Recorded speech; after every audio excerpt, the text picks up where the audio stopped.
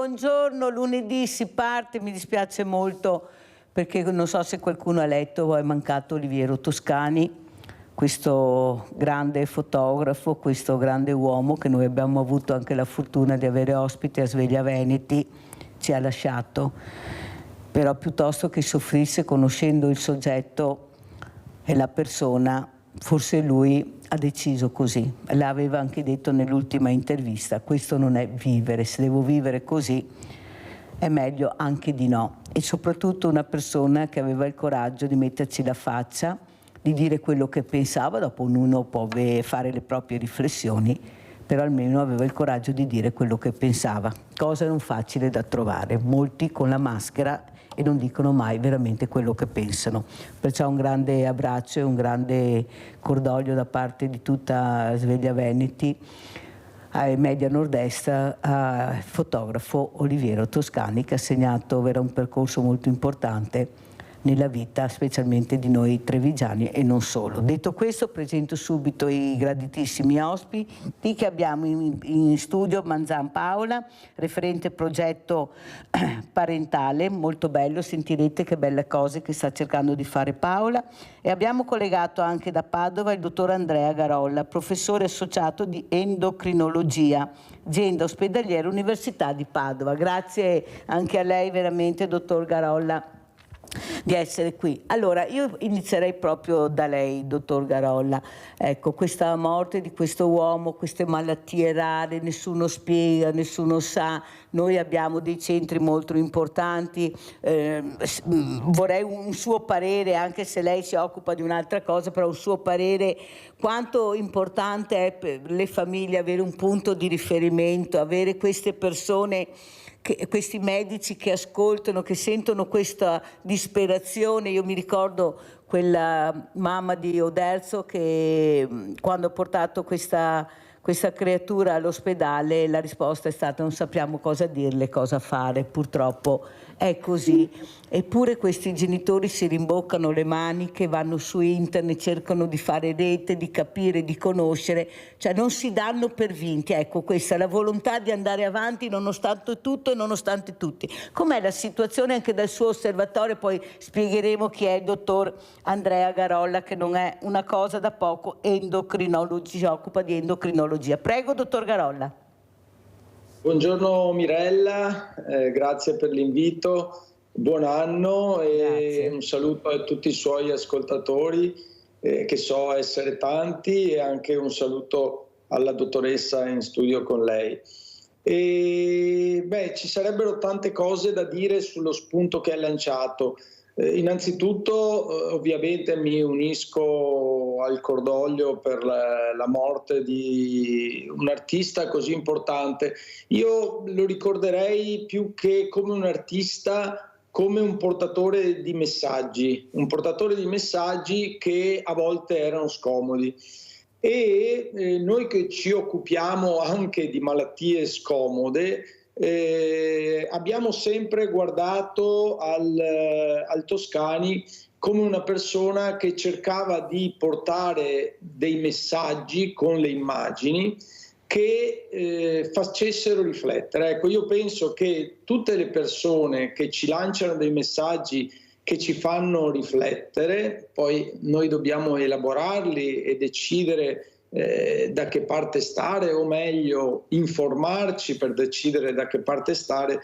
Io credo che abbiano un valore straordinario, e Oliviero Toscani era una persona di straordinario valore, che noi potessimo o non potessimo essere dello stesso parere.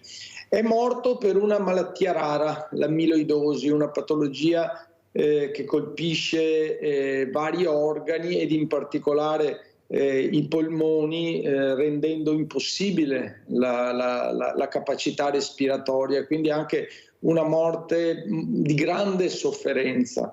E lei ha parlato di patologie rare. Per fortuna Padova, ma molti centri in Italia sono punto di riferimento per molte patologie, anche patologie rare. Purtroppo molte di queste vengono considerate incurabili, e pochi lo sanno, ma non sono solo i tumori ad essere considerati, cioè alcuni tumori ad essere incurabili, ma ci sono patologie croniche, patologie genetiche che portano le persone a morte, e ad oggi abbiamo solo dei palliativi, dei sintomatici.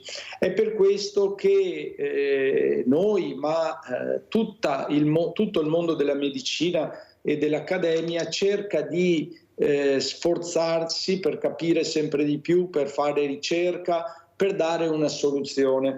Io che ho seguito molti ragazzini, perché noi a Padova, tra le altre cose, facciamo la preservazione della fertilità, molti ragazzini con patologie oncologiche, spesso ho avuto modo di frequentare l'oncologia pediatrica e devo dire che è devastante già per chi non ha nessun rapporto parentale con questi bambini, vederli, avere a che fare con loro, confrontarsi. Non posso immaginare, non posso pensare da genitore quali siano le sofferenze per queste persone. Quindi un impegno che noi abbiamo morale è quello di continuare per la ricerca, ovviamente ognuno per quello che può fare. Chi non fa ricerca può aiutare la ricerca donando, perché purtroppo noi lo sappiamo che i fondi dello Stato dedicati alla ricerca sono straordinariamente insufficienti per fare ricerca in oncologia, per fare ricerca nelle malattie immunologiche, nelle malattie rare, nelle malattie croniche, e noi come ricercatori dobbiamo sforzarci per buttare tutte le nostre energie e cercare di trovare almeno capire i meccanismi fisiopatologici che inducono queste malattie, perché poi capire i meccanismi vuol dire anche capire le modalità con cui si possono curare. Io sono particolarmente coinvolto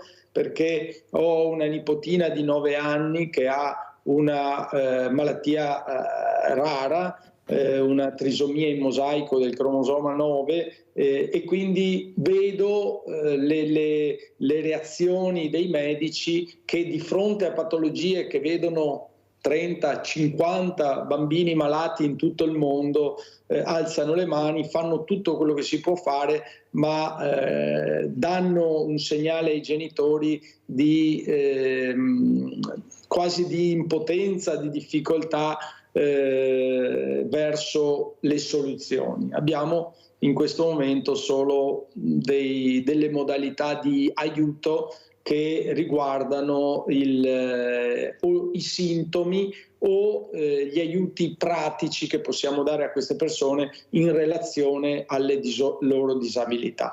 E noi a Padova, come centro, io lavoro al Centro di Andrologia e Medicina della Riproduzione, ci occupiamo di tante cose, ci occupiamo, come dice il termine, di andrologia, che è quella branca della medicina che cerca di curare il maschio, perché il maschio ha poca informazione sulle patologie, ha poca prevenzione delle patologie, perché non è abituato sin da piccolo. Il maschio si sente sempre forte, si sente il sesso forte, invece per quanto riguarda la prevenzione, soprattutto di alcune patologie, è il sesso debole. Quindi noi andiamo dicendolo che dovrebbe essere un po' più intelligente, dovrebbe seguire l'istinto femminile, che in queste cose è sempre stato molto più avanti rispetto ai maschi, e quando ha qualcosa che non va, a farsi vedere, ma anche per alcune condizioni farsi vedere prima.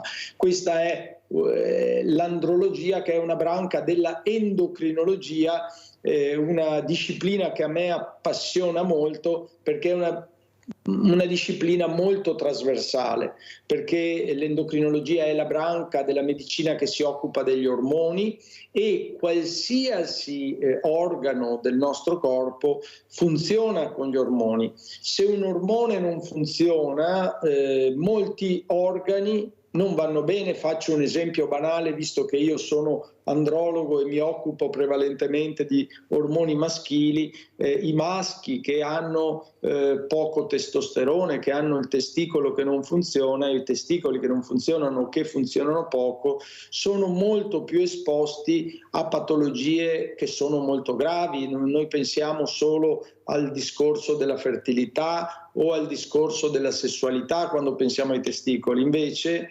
sappiamo che queste persone hanno più frequentemente ipertensione, hanno più frequentemente alterazioni della glicemia fino al diabete, hanno più frequentemente alterazioni dei lipidi, quindi ipercolesterolemie anche molto severe, hanno più frequentemente alterazioni del metabolismo osseo, osteopenia, osteoporosi, che viene molto ben screenata nelle donne in menopausa, ma mai nei maschi. E noi sappiamo che nel maschio anziano le fratture sono la causa di morte più frequente e purtroppo quando l'osteoporosi si manifesta nel maschio porta, soprattutto la frattura di femore dell'anziano, porta frequentemente a morte.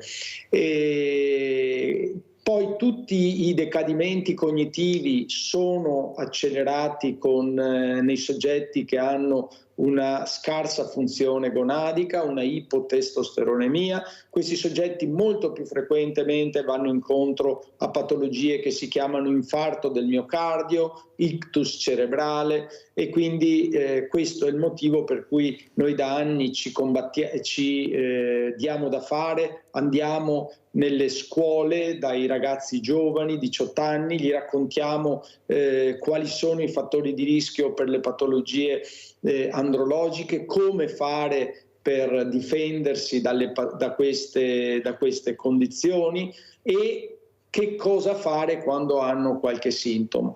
Questo è un progetto che va avanti ormai da 20 anni, noi lo facciamo in tutta la provincia di Padova, abbiamo portato avanti anche progetti in ambito nazionale. È un progetto molto ambizioso che io voglio farvi vedere. Questo non c'è testosterone da perdere, no T to lose, è un progetto andrologico che noi vogliamo portare a livello internazionale. Saremo presenti durante le Olimpiadi invernali di Milano Cortina 2026 con dei gazebo informativi, con un palco dove racconteremo queste cose, saremo presenti con una clinica mobile dove faremo le visite gratuite, siamo circa 20 volontari della nostra università che si occupano di questo. Dottore, la fermo adesso, e la ringrazio per quello che ha cercato di spiegare.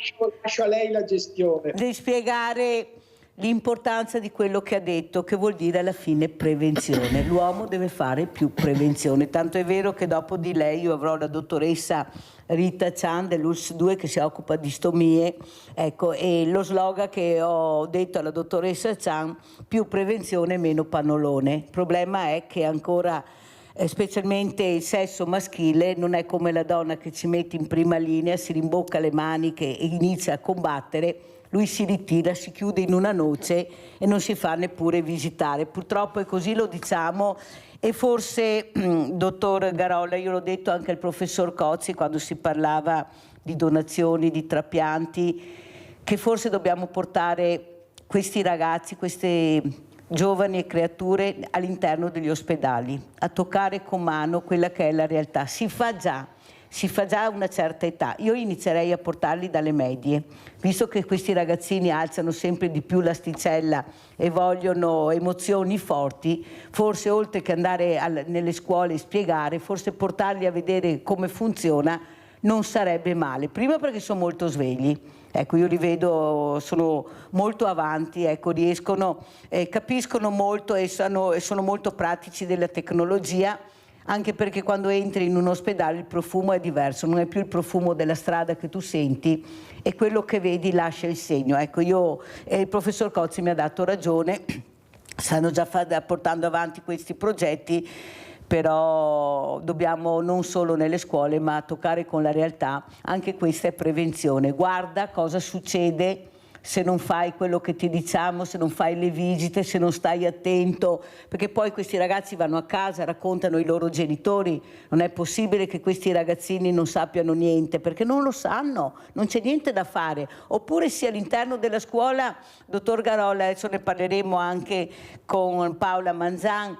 È vero, però io ci sono stata anche col mondo del volontariato, non riusciamo ad averli questi ragazzi, non c'è niente da fare, il mondo del volontariato è completamente senza giovani, pochissimi, poche realtà hanno la fortuna di avere questi ragazzi e non riusciamo a capire il perché, c'è qualcosa, forse non riusciamo ad arrivare, forse dobbiamo prenderli per mano e poi ognuno sceglierà il percorso, ma farli toccare con mano, farli diventare protagonista di quelle giornate, a vedere, a toccare, a rendersi anche disponibili a parlare, noi ad ascoltare, forse riusciremo ad averne di più. Cosa ne pensa Paola Manzan, ecco, con questo progetto molto importante, progetto parentale? Prego, cos'è questo progetto parentale, Paola? Questo progetto è iniziato 4 anni fa, diciamo che siamo consolidati da un paio d'anni.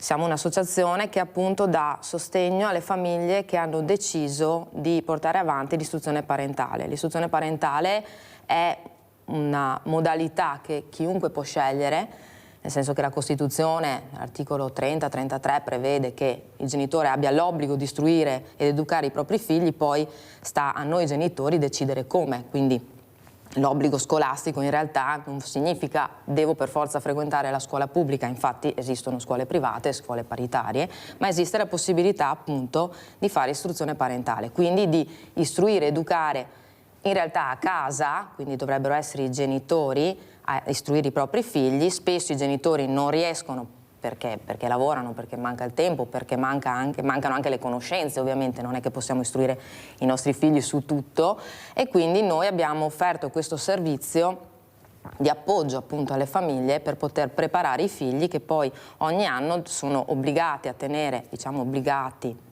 virgolettato, a tenere un esame di idoneità presso un istituto riconosciuto, quindi una scuola paritaria o pubblica, per avere l'accesso all'anno successivo. Come funziona? Allora, noi funzioniamo in realtà come una scuola vera e propria, nel senso che abbiamo gli orari più o meno scolastici di mattina, siamo in una decina di insegnanti, tutte persone con sì, un certo livello di preparazione, siamo insegnanti veri e propri, c'è chi è stato come me anche in scuola pubblica o comunque che ha avuto un percorso di insegnamento precedente, e abbiamo le materie che ci sono a scuola, nella scuola pubblica, con qualche variazione, qualche variante, qualche materia in più. Noi spingiamo un po' più sull'aspetto artistico, musicale, manuale magari, che purtroppo nella scuola pubblica, ma non è un'accusa la mia, ma non ci sono i tempi, non ci sono i luoghi, tanta didattica, ma poi magari far tirare fuori quello che si parla spesso di talenti, no? Quello che sono in realtà i ragazzi, quello che hanno dentro, purtroppo non c'è tempo per farlo, ripeto, sono in tanti, noi abbiamo gruppi piccoli, classi piccole, al massimo 10 bambini, 10 ragazzi. Da dove nasce, scusa Paola ma devo correre perché il tempo è tiranno naturalmente, da dove nasce questa idea di lasciare la scuola pubblica e iniziare un percorso diverso? Allora, il tutto è nato, sono sincera, la mia idea è nata durante il Covid, sono sincera, nel senso che l'istruzione parentale c'è da 20-30 anni, ci sono istituti che la fanno da tanto, scuole, però la necessità io l'ho sentita proprio in quel periodo perché, siamo sinceri, credo che i bambini e i ragazzi siano quelli che sono stati più colpiti, no? da questa chiusura, da questa prigionia che abbiamo vissuto un po' tutti. E li ho visti, ho anch'io una figlia, ho visto queste lezioni in DAD, questo ritorno poi sui banchi di scuola che non c'era più quello che c'era prima, sono sparite le relazioni, non sapevano proprio più come approcciare e io li vedo, i ragazzi sono così, cioè c'è stato questo vuoto che li ha un po' svuotati, scusami il gioco di parole. E quindi è nato lì. Da lì poi è chiaro, prima sono arrivati quelli che effettivamente la pensavano così, dicevano sì è vero, proviamo un'altra strada. Adesso arrivano quei ragazzi, quei bambini che magari hanno più difficoltà nell'inserimento, nel rapporto in un gruppo grande, in una scuola dove, ripeto, purtroppo, ma non è assolutamente un giudizio, non c'è la possibilità di avere il contatto, di avere quell'empatia che il gruppo piccolo ti permette di dare a questi ragazzi. Ecco. Paola, questa aggressività, questa rabbia, questa voglia in qualche maniera di essere proprio protagonista, il famoso bulletto che pensa di avere tutto il mondo in mano lui, di decidere lui, specialmente quei minori che la legge li protegge, loro lo sanno benissimo, come ho detto prima, sono più svegli di quello che pensiamo, è così. E soprattutto da dove viene questa rabbia che noi dobbiamo in qualche modo incanalare da un'altra parte? Perché come si fa a non capire questo ragazzino 14-15 anni, magari con mani sofferenze, io lo dico sempre perché sembra tutto facile che siano diventati così per opera dello Spirito Santo, invece c'è sempre un qualcosa che parte e questa rabbia che non riescono a incanalare perché o che manca la famiglia, i genitori non ci sono, la scuola molta didattica, non si trova. Io ho tanti ragazzi che mi dicono non vedo l'ora di andare a lavorare, non voglio più saperne di andare a scuola, i professori non mi capiscono, c'è qualcosa dentro che poi esplode nella maniera sbagliata. Esatto. Prego Paola. Sì, beh, è quello che noi vediamo, che abbiamo visto, ripeto, i ragazzi, i bambini che sono venuti da noi, le famiglie che ci hanno cercato come appoggio, hanno cercato sia di evitare, perché magari sono bambini che hanno subito episodi di bullismo, perché ci hanno raccontato e li vedi nel senso che hanno poi paura di tutto, cioè sono veramente terrorizzati. Paola, che lo sai che hanno fatto un sondaggio che è emerso che la maggioranza dei giovani, di ragazzini ha paura di uscire di casa, cosa inaspettata, paura di incontrare queste incredibili. Ma lo posso immaginare e poi c'è il rifugiarsi in altri mezzi, no? Che sono il cellulare, il computer, cioè poi ci si isola in quello. I comodi, parliamone. Esattamente. Parliamone. Allora abbiamo Rinaldo da Venezia, così liberiamo il centralino, se no non andiamo avanti. Vai Rinaldo. Ciao Mirella. Ciao. E buongiorno ai tuoi ospiti. Mi associo al dolore di Olivero che è già morto. Ho fortuna di conoscerlo quando era a Treviso collaborava per Vabbè dai, che lavorava, vai? Sì, come più onesto, che non è sì, vabbè, vai avanti. Vabbè, in ogni modo, ed era un genio della comunicazione, perché era uno che era comunicare e portava il suo pensiero a farlo capire a tutti quanti. È stato un grande, peccato che sia morto. In ogni modo, quanto che riguarda la ricerca per malattie rare, non che sia ricerca, perché in pochi no. E siccome che quando chi fa una ricerca gli dà da cappare soldi, se ne 50 persone mai, non vale la pena di ricercare una roba che ti costa 1000 per farne uno. Questo è il brutto. Brutto che lo Stato dovrebbe intervenire anche su queste malattie qua, che in pochi, e dovrebbe essere più costante la ricerca, più fattuale, più precisa. E invece purtroppo andiamo avanti sempre con i soldi. Siamo lì a fare anche i problemi che abbiamo adesso, tutti le soluzioni, tutti la qualcosa, però se ne parla tanto, però non va avanti niente. Cosa vuol dire? Vuol dire che non è costrutto, che sappiamo cosa che c'è e robe che ne serve, ma non dobbiamo cercare di farle, tutto è. Ciao Mirella e buongiorno ai tuoi ospiti. Grazie caro Rinaldo, sentiamo adesso cosa ne pensa anche di quello che ha detto il dottor Garolla, soprattutto ecco, questi giovani che non conoscono abbastanza il loro corpo e forse anche la sessuologia dovrebbe far parte ecco, di un percorso educativo scolastico. Io ho avuto una sessuologa e ha detto non se ne parla, una volta c'era, poi hanno tolto tutto. Quanto importante è conoscere il proprio corpo, avere rispetto del proprio corpo, fare prevenzione per il proprio corpo?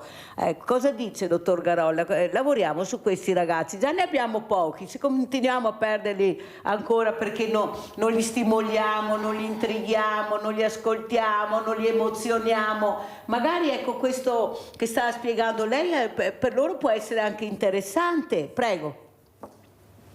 Guardi Mirella, lei ha toccato un tasto che è veramente importantissimo e credo che la dottoressa che è lì con lei stia facendo un lavoro straordinario.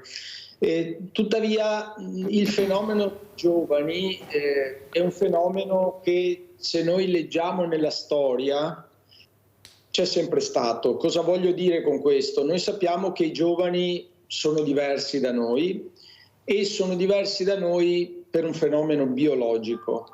I neuroanatomisti ci insegnano che alcune parti del cervello fino ai 20 anni non sono completamente mature, per esempio la corteccia prefrontale, il sistema limbico, sono quelle strutture del nostro cervello che servono a farci percepire il senso di benessere, le ricompense.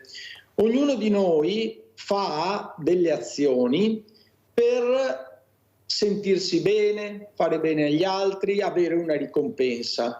E il fatto che questi sistemi anatomici centrali non siano ancora maturi fanno sì che la quantità di emozione che il giovane deve ricevere per avere un beneficio in termini emotivi, una ricompensa, deve essere molto maggiore rispetto a quello di un soggetto adulto. Dottore, la interrompo un secondo perché abbiamo una telefonata importante. Prego. Daniele da Treviso che la sta ascoltando con i ragazzi e Paola Manzan, ecco, dice sì, lo so, è il nostro presidente. È molto importante perché i ragazzi stanno ascoltando. Ecco, i ragazzi possono intervenire eventualmente, grazie anche a Daniele, sentire cosa ne pensa sia di quello che ha detto la dottoressa Manzan che quello che ha detto anche il dottor Garola e magari di quello che ho detto anch'io. Sentiamo Daniele, buongiorno, grazie.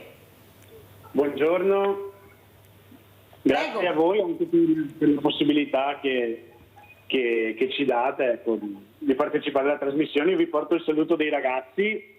Grazie. Ciao. Siamo qui che vi ascoltiamo in diretta e niente, volevo solo ringraziare, ecco, quello che stanno facendo. Cosa dicono i ragazzi di quello che hanno sentito, Daniele?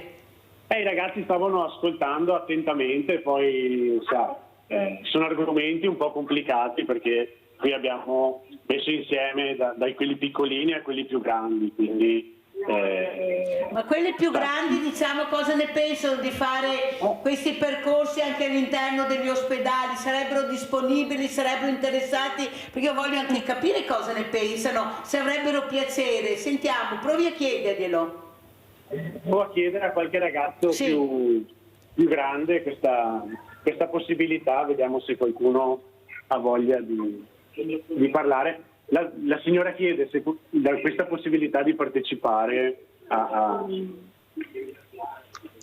di entrare negli ospedali e vedere le persone. Secondo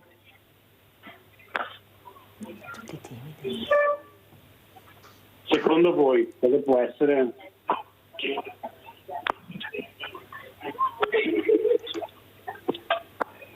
Sono un po' timidi.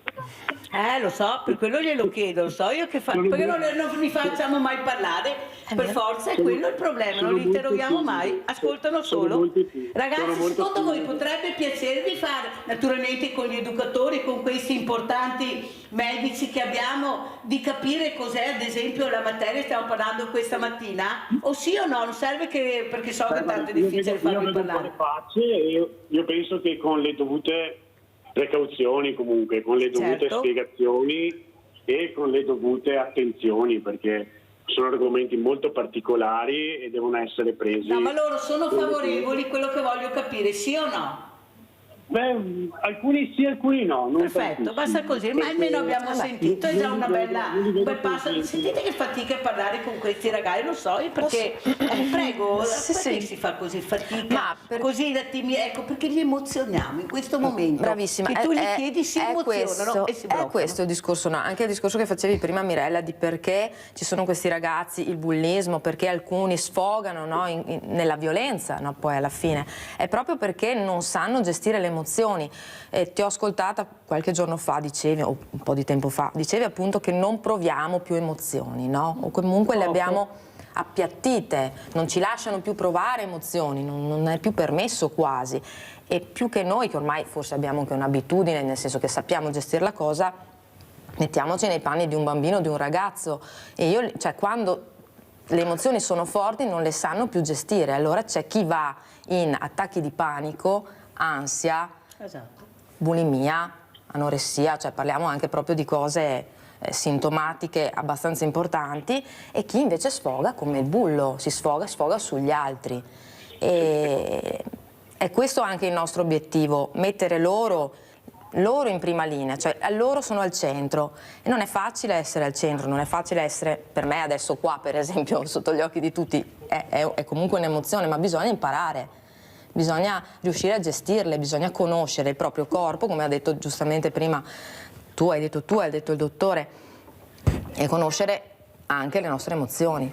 Dottor Garolla, cosa dice? Dobbiamo emozionare questi ragazzi? Ha sentito, ci sono anche dei favorevoli, perché non iniziare proprio a far capire loro, perché alla fine si parla del corpo umano. Se tu inizi da piccolo a capire, a rispettare il tuo corpo e capire che se c'è qualcosa devi fare prevenzione, devi farti visitare, ecco, però devono essere accompagnati, da solo non ce la fanno. Io non vedo tutta questa attenzione. Abbiamo dei bravissimi genitori, bisogna dirlo, molto bravi, però noi dobbiamo andare a vedere qui che è sfortunato e non ha questa possibilità. La scuola può fare quello che fa, però bisogna accompagnarli questi ragazzi anche in percorsi, nel percorso del male. L'ha detto lei, se un bambino si ammala, eppure anch'io ho frequentato questi istituti anche a Padova, ho accompagnato una bambina molto piccola, purtroppo non c'è più, e quello che vedevo era la gioia di vivere, questa che non voleva le mutandine, dottor Garolla, e quando arrivava l'infermiere gli faceva così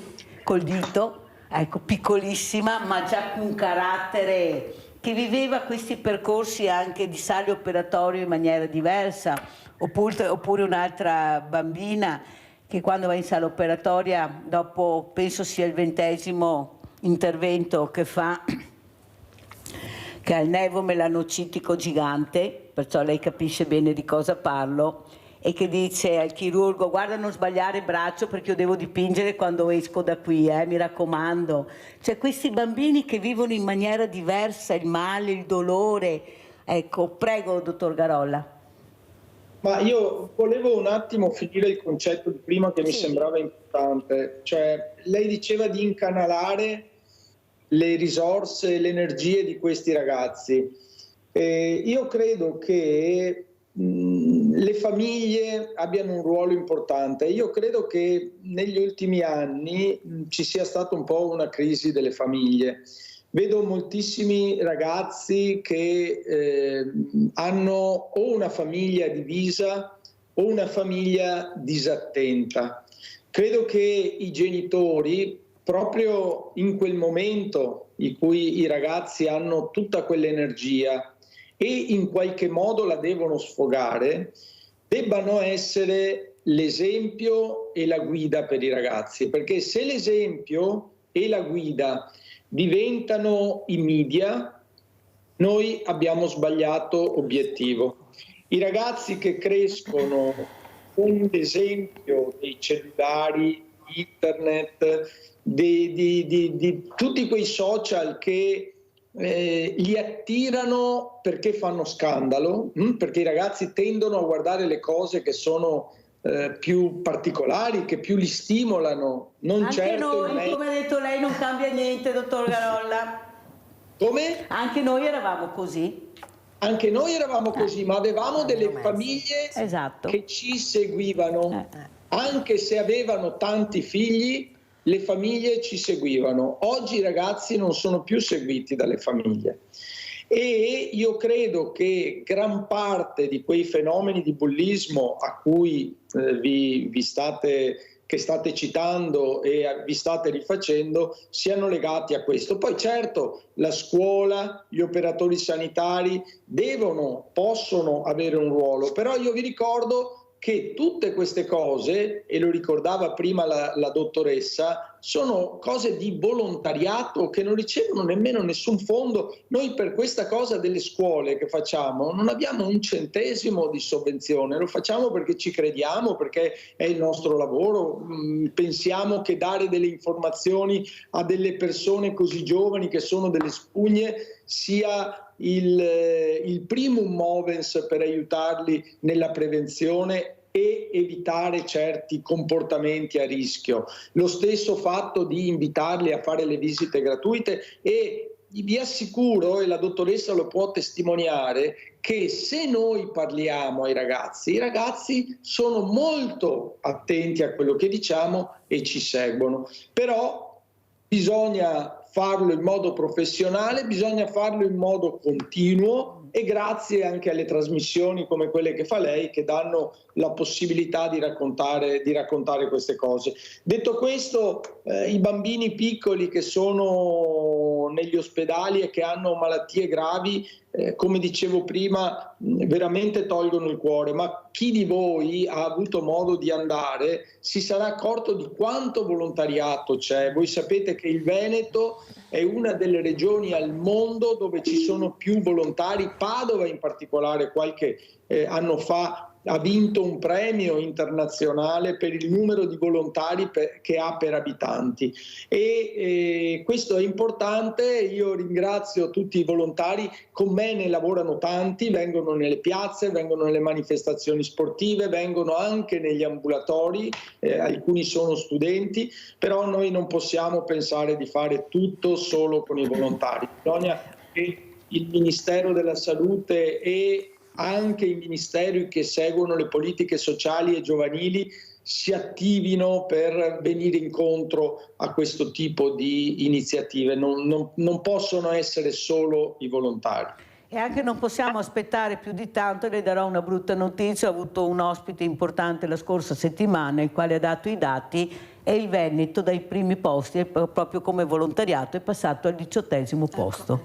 Capite che se non cerchiamo di accelerare, di capire cosa c'è che non va, ecco, questa notizia che abbiamo dato, notizia reale, con dei numeri importanti, ecco, se andate a vedere la trasmissione della scorsa settimana capite che non dobbiamo stare tranquilli, ma dobbiamo parlarne anche con questi ragazzi. Pubblicità.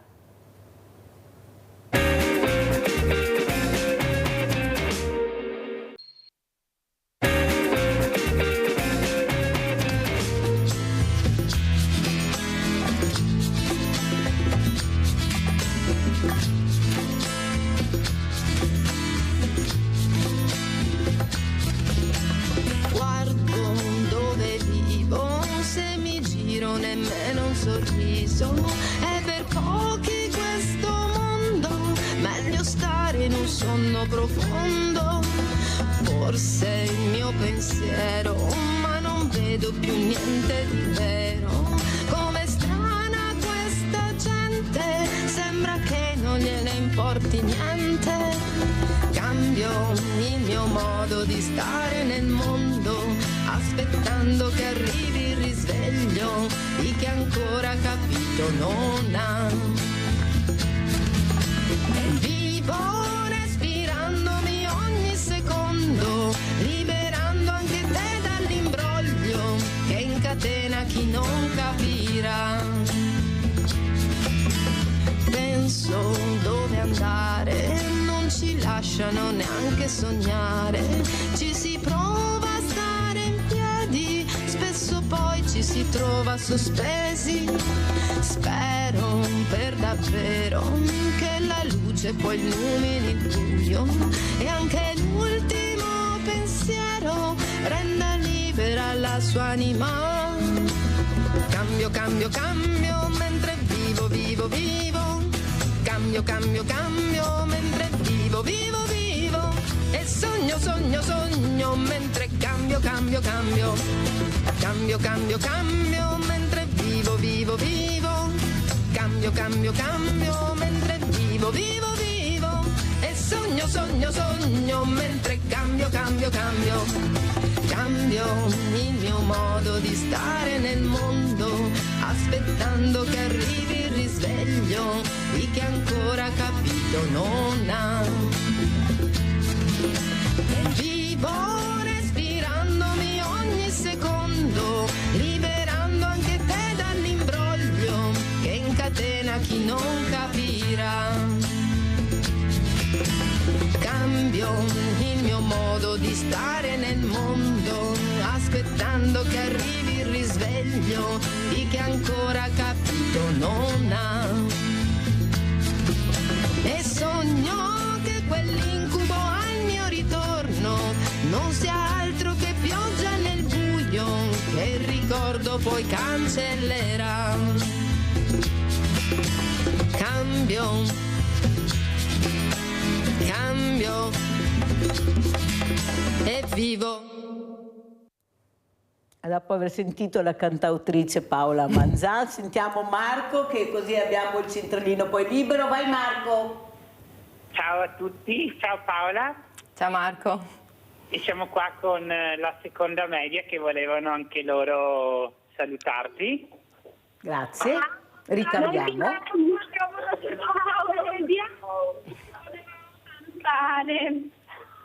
Ciao ragazzi.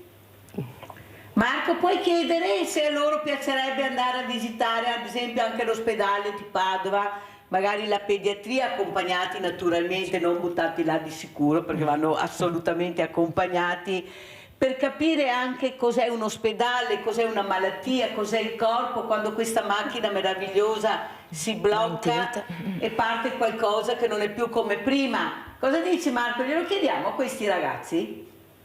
Va bene, chi è che vuole rispondere? Vai Eleonora. No. Marianna? Ok. Noi volevamo salutare Paola intanto e ringraziarla delle belle parole che ha detto anche in... Pronto? Sì, sentiamo bene Marco. Noi volevamo salutare appunto Paola e ringraziarla delle belle parole che ha detto in diretta, delle belle parole che ci ha rappresentato prima raccontando dell'esperienza. Marco, mi diceva Paola che tu sei un volontario. Sì. Io aiuto nelle attività con i ragazzi e mi piace proprio, mi sento come in una famiglia quando vengo qua con loro. Un'altra domanda che vorrei fare a questi ragazzi: è bello emozionarsi e sognare? È più bello emozionarsi, è più bello sognare? Quali sentimenti provano di più e riescono a provare questi sentimenti? Il sogno penso di sì, non so l'emozione. Glielo puoi chiedere Marco se sognano, se si emozionano? Le puoi ripetere che ce li ho qua i ragazzi? Vorrei capire se questi ragazzi sognano, se si emozionano, se vivono questi momenti magici che tutti dovremmo vivere, specialmente a quell'età. Sì. Che fatica, eh? Sì. Grazie ragazzi, siete veramente meravigliosi. Ciao, Pronto? Ciao. Allora grazie a Marco, grazie a questi ragazzi che sono in ascolto. Sentiamo anche cosa ne pensa il dottor Garolla, sentire dal vivo questi ragazzi che sono talmente emozionati anche con una telefonata a chiedere loro una risposta. Quanto bello è sentirle. Mi sembrava di essere all'interno della scuola. Prego dottor Garolla. Guardi, io amo lavorare con i giovani, stare con i giovani. Credo che per noi siano la risorsa più grande che abbiamo e quindi anche per questo noi ci impegniamo tanto. Quando andiamo nelle scuole e facciamo la nostra ora e mezza di lezione e poi lasciamo libere le domande, devo dire che loro ci restituiscono moltissimo. E tra l'altro noi quando andiamo nelle scuole diamo anche sempre un questionario anonimo, un questionario che ci permette di capire quanto loro hanno percepito di quello che noi abbiamo voluto trasmettere, un questionario che ci dà informazioni sui loro stili di vita, sulle loro abitudini generali, le loro abitudini sessuali, su quello che sanno delle patologie in genere. Cosa è emerso da questo questionario?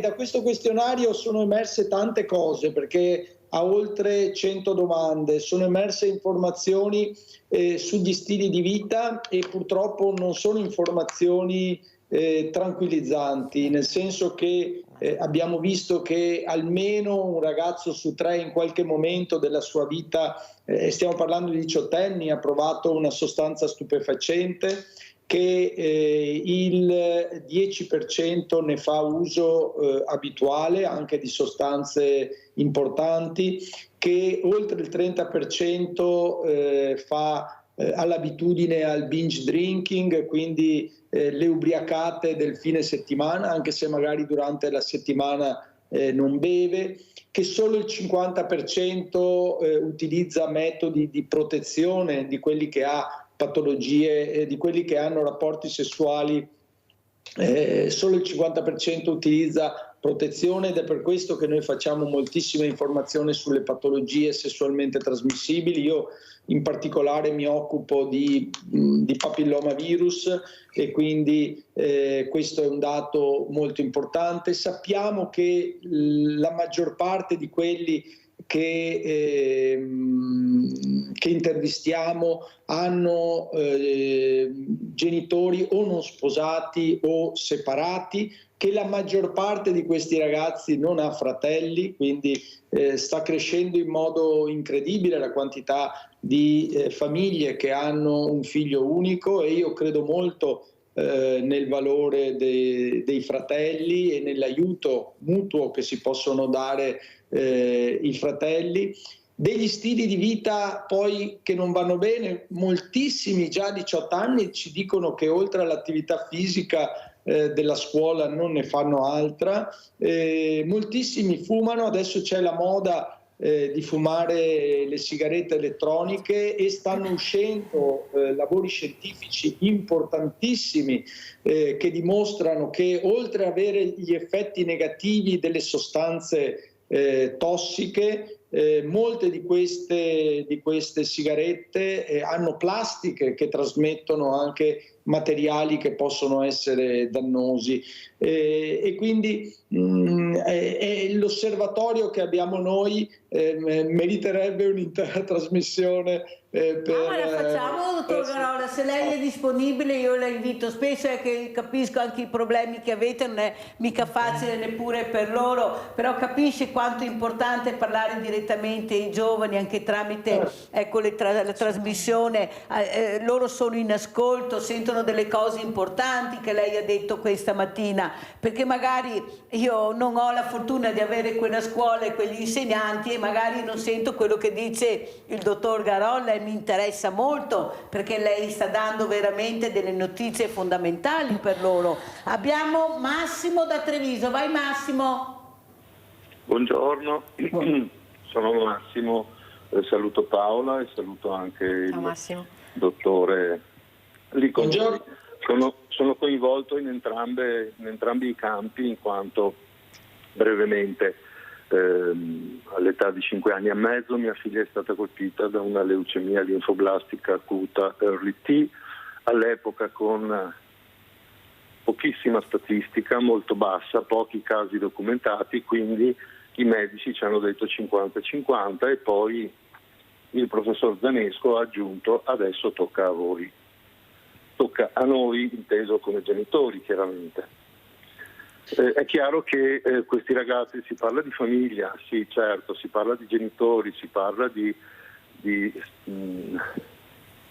questo apporto che possono dare, però non sempre le famiglie sono in grado di farlo. Ci sono famiglie che accolgono i figli semplicemente come delle dei numeri e di conseguenza non riescono loro a dare l'apporto giusto. Non bisogna per forza distruggere la figura genitoriale perché non hanno la possibilità di farlo o la capacità di farlo. Ci sono delle mamme e dei papà che diventano genitori ma solo sotto il profilo biologico, poi farlo è un'altra cosa.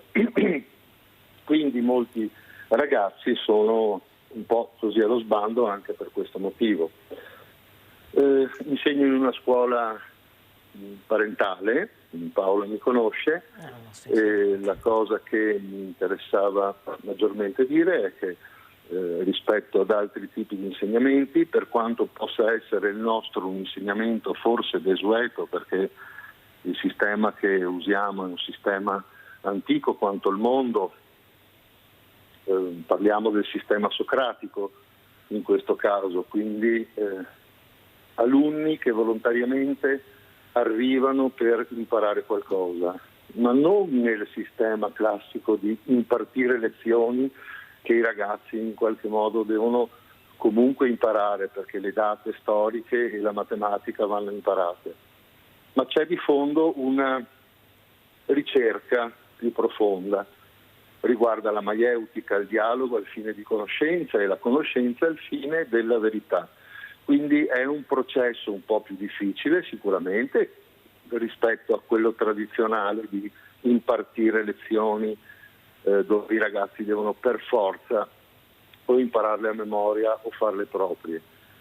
In questo caso si cerca, secondo me e secondo anche gli insegnanti che conosco, si cerca di tirar fuori da loro la capacità. Molto chiaro Massimo, devo correre purtroppo, ma ne riparleremo ancora. Grazie per questa importante telefonata come tutte le altre, perché questa mattina ci siamo proiettati in un mondo diverso, in un mondo dove la conoscenza è fondamentale, capire chi siamo, cosa vogliamo, ma dobbiamo iniziare da piccoli. Si può pretendere che un ragazzo a 18 anni sappia se tu non gli hai insegnato niente. Io ho avuto sabato Paola, il direttore generale della Fenice, e lui sta facendo col direttore artistico più giovane d'Italia a Rovigo, del teatro di Rovigo, e loro stanno iniziando a fare dei percorsi importanti con i bambini, avvicinarli alla lirica, al canto, alla musica, agli strumenti, e però bisogna avere anche la fortuna di arrivarci, dico io. E allora, specialmente le fragilità, siccome un grande amico mio, il dottor Harry, gli ho detto avevo l'associazione Oltre il Muro, che con questa meraviglia di educatore, e sono stati invitati alla Fenice, perciò andranno alla Fenice. Ecco, io sono già stata con altre fragilità e devo dire che è stata un'esperienza meravigliosa. Siamo noi fragili, diversi, non sono queste meraviglie, però finché continuiamo a chiamarli disabili, prima mongoloidi, prima handicappati, invece di chiamarli per nome, non è che facciamo tanta strada. Allora, cosa vuoi dire, Paola? Beh, volevo ritornare solo un secondo sul discorso famiglia, appunto. La cosa bella dell'istruzione parentale è quella, proprio questo, che riusciamo a coinvolgere le famiglie come di solito non si riesce a fare, no? Le famiglie hanno tanta responsabilità all'interno dell'associazione, gli associati sono i genitori, quindi c'è un coinvolgimento anche nelle feste, nelle uscite, nelle gite, andiamo sempre tutti assieme. Vogliamo essere una grande famiglia e credo che questo fondamentalmente possa fare la differenza, cioè il fatto di essere tutti uniti, di scambiare continuamente, scambiarci idee, emozioni e questo sognare tutti assieme. Esatto, e i ragazzi respirano questo. Io credo che la differenza fondamentale, sicuramente poi il metodo educativo, di studio, tutto quello che vuoi, però il fatto di essere una grande famiglia fa la differenza e i ragazzi e i bambini sentono questo ed è importante. Abbiamo Claudio da Marano. Ciao Claudio. Sì, buongiorno a tutti. Io volevo discutere con l'endocrinologo. Prego. È una cosa che riguarda tutti, perché specialmente quando si ingrassa dipende dalla tiroide. Però uno che si ammala la tiroide non sa che cibi deve mangiare e non è che anche il discorso dei reagenti chimici che sono sui cibi, tipo il glifosato, tutti quei prodotti che vengono dati sui vigneti, vanno a influire sulla tiroide? Cioè, che alimentazione dobbiamo ottenere? Quali cibi dobbiamo evitare nel nostro piccolo a casa per tenersi una tiroide che sia fuori dai problemi, eventualmente, se non c'è bisogno di un medico? Buona giornata, signori. Grazie Claudio, anche per essere così sintetico. Bravo Claudio. Prego, dottor Garolla. Allora, il collega, cioè lo spettatore ha aperto una parentesi che è enorme. Allora, cerchiamo di isolare due concetti. Quello strettamente tiroide e il fatto di ingrassare, di prendere peso. Allora, sicuramente gli ormoni tiroidei stimolano il metabolismo, quindi se la tiroide funziona poco si ingrassa. Va detto che i casi di persone che ingrassano a causa della tiroide direi che è il 5% rispetto a tutte le obesità. C'è molto altro. Il fatto però che la tiroide non funzioni merita un'attenzione. Il fatto dell'alterazione tiroidea collegata all'ambiente è vero, ma le patologie collegate all'ambiente sono la stragrande maggioranza.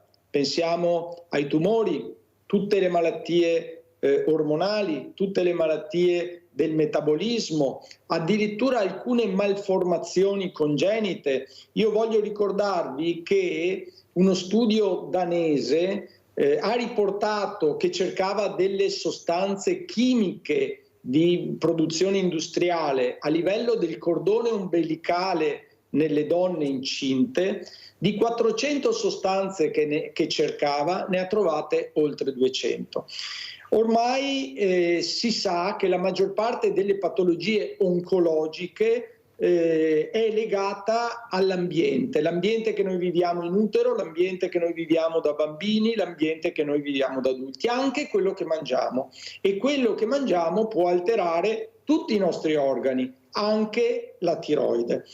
Se un soggetto ha, allora in generale è importante che si utilizzi il sale iodato, perché soprattutto in alcune zone del nostro paese c'è poco iodio e quindi tutti i supermercati sono obbligati a tenere il sale iodato. Avere poco iodio vuol dire avere ipotiroidismo, la funzione della tiroide che si abbassa e si tende ad ingrossare. Questo ormai è una cosa che si sa, però se un soggetto è malato di tiroide va bene prendere lo iodio, ma in generale non solo per la tiroide ma anche per tutte le altre patologie bisogna cercare di avere una dieta che sia equilibrata e sana. Cosa vuol dire? Va benissimo la dieta mediterranea, è quella che è ritenuta più salubre, quindi verdure, frutta, alternare carni bianche, carni rosse e pesce, cercare di evitare il più possibile i fritti, gli insaccati, tutti i grassi saturi, e quindi questo ci aiuta non solo per la tiroide ma nella salute generale. Detto questo, purtroppo l'inquinamento è quasi dappertutto, quindi l'ideale per essere tranquilli sarebbe quello di avere il proprio orto, avere i propri animali e mangiare quello che noi produciamo. Questo era quello che veniva fatto per esempio in alcune zone del Vicentino, che poi sono state messe in relazione all'inquinamento da PFAS, le sostanze perfluoroalchiliche. Quindi se l'acqua con cui irrighiamo quelle verdure che ci facciamo noi è inquinata, possiamo addirittura peggiorare la situazione rispetto a prenderla da fuori. Quindi capite che il tema è straordinariamente difficile da affrontare, però sicuramente se noi abbiamo del cibo che ci viene da situazioni controllate e soprattutto del cibo che è meno trattato dall'industria possibile. Ogni impacchettamento, le plastiche, tutte quelle cose che mantengono i cibi e che cercano di conservarli, sono tutti dei processi chimici che il nostro corpo non è sempre in grado di frenare e che riesce a bloccare gli effetti dannosi. Quindi meno i cibi passano per l'industria, più sono naturali, più ci fanno bene alla tiroide, ma a tutto il nostro corpo, a tutti i nostri organi, e soprattutto riusciamo a fare un po' più di prevenzione dalle patologie oncologiche e cardiovascolari. Allora il tempo è terminato, la dottoressa Paola Manzan rimane ancora con noi. Come ci saluta, dottor Garolla? Cosa vuole dire a tanti ragazzi che la stanno ascoltando, ai loro insegnanti, ai volontari, agli educatori? Beh, ai volontari e agli educatori posso solo dire un grazie a nome delle istituzioni, e invece ai ragazzi voglio dire meno internet e più rapporti sociali da una parte. Internet è importante, i media sono importanti, ma cercate di selezionare le fonti, perché qualsiasi informazione venga da lì può essere vera o straordinariamente falsa, e quindi potreste incorrere in delle problematiche importanti. Selezionate sempre la fonte prima di farla vostra e di raccontarla agli altri. Grazie, grazie dottor Andrea Garolla, andrologo, grazie di essere stato con noi, veramente grazie. La inviterò più avanti perché avrei piacere di avere ancora le mamme NoPFAS, che sono queste mamme battagliere, sono le mamme fantastiche, ecco, con questi medici incredibili, medici per l'ambiente, che si stanno veramente dannando per trovare anche dei fondi, una cosa incredibile, per cercare di capire meglio, e sentiremo come è andato questo test sui ragazzi, sui 18enni specialmente, che era una cosa che li preoccupava molto. Perciò, se sarà libero, dottor Garolla, farebbe molto piacere averla quella mattina ospite assieme a queste importanti figure che abbiamo la fortuna di avere. Molto volentieri, ci sono sempre, se sono libero non Grazie. vi dirò mai di no. Veramente grazie, grazie dottor Garolla. Pubblicità. Arrivederci. Arrivederci.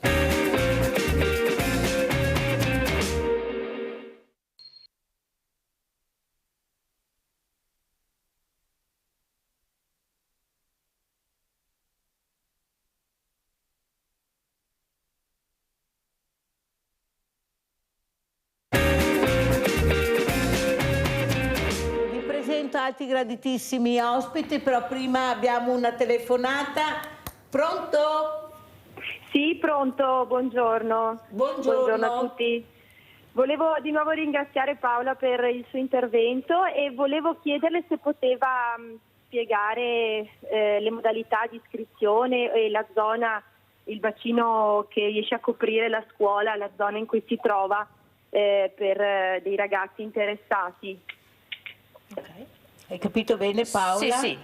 Ecco, allora, posso dire dove siamo? Allora, noi abbiamo la sede a Lancenigo di Villorba, quindi abbiamo ragazzi in realtà che vengono da Treviso Sud, ma arrivano anche da Valdobbiadene e da Oderzo, quindi diciamo che il raggio è parecchio ampio, perché purtroppo non ci sono tantissime realtà come la nostra strutturata. Ecco, io mi permetto di dire che siamo strutturati in maniera da poter dare un sostegno adeguato, ecco, a quello che facciamo alle famiglie. Quindi insomma poi siamo fortunati, siamo in un posto che è raggiungibile sia con il treno che con il pullman, per cui ecco. Chiaro, mi sembra, sì. abbiamo risposto Okay. a questa domanda. Allora presento la dottoressa Rita Chan, coordinatrice del centro anche di stomie dell'ULS2 di Treviso e non solo. E perché volevo che rimanesse qui anche Paola Manzan? Perché penso che, siccome la dottoressa Chan ha spiegato più volte, e grazie per essere qui, Grazie dottoressa, l'importanza di capire che queste patologie non colpiscono solo gli adulti o i diversamente giovani, come li chiamano io, ma possono colpire anche bambini e ragazzi. Prego, dottoressa Cianci. Sì, buongiorno a tutti, grazie per l'invito Mirella, è sempre un piacere essere qui, lo dico ogni volta, ma è veramente detto con il cuore.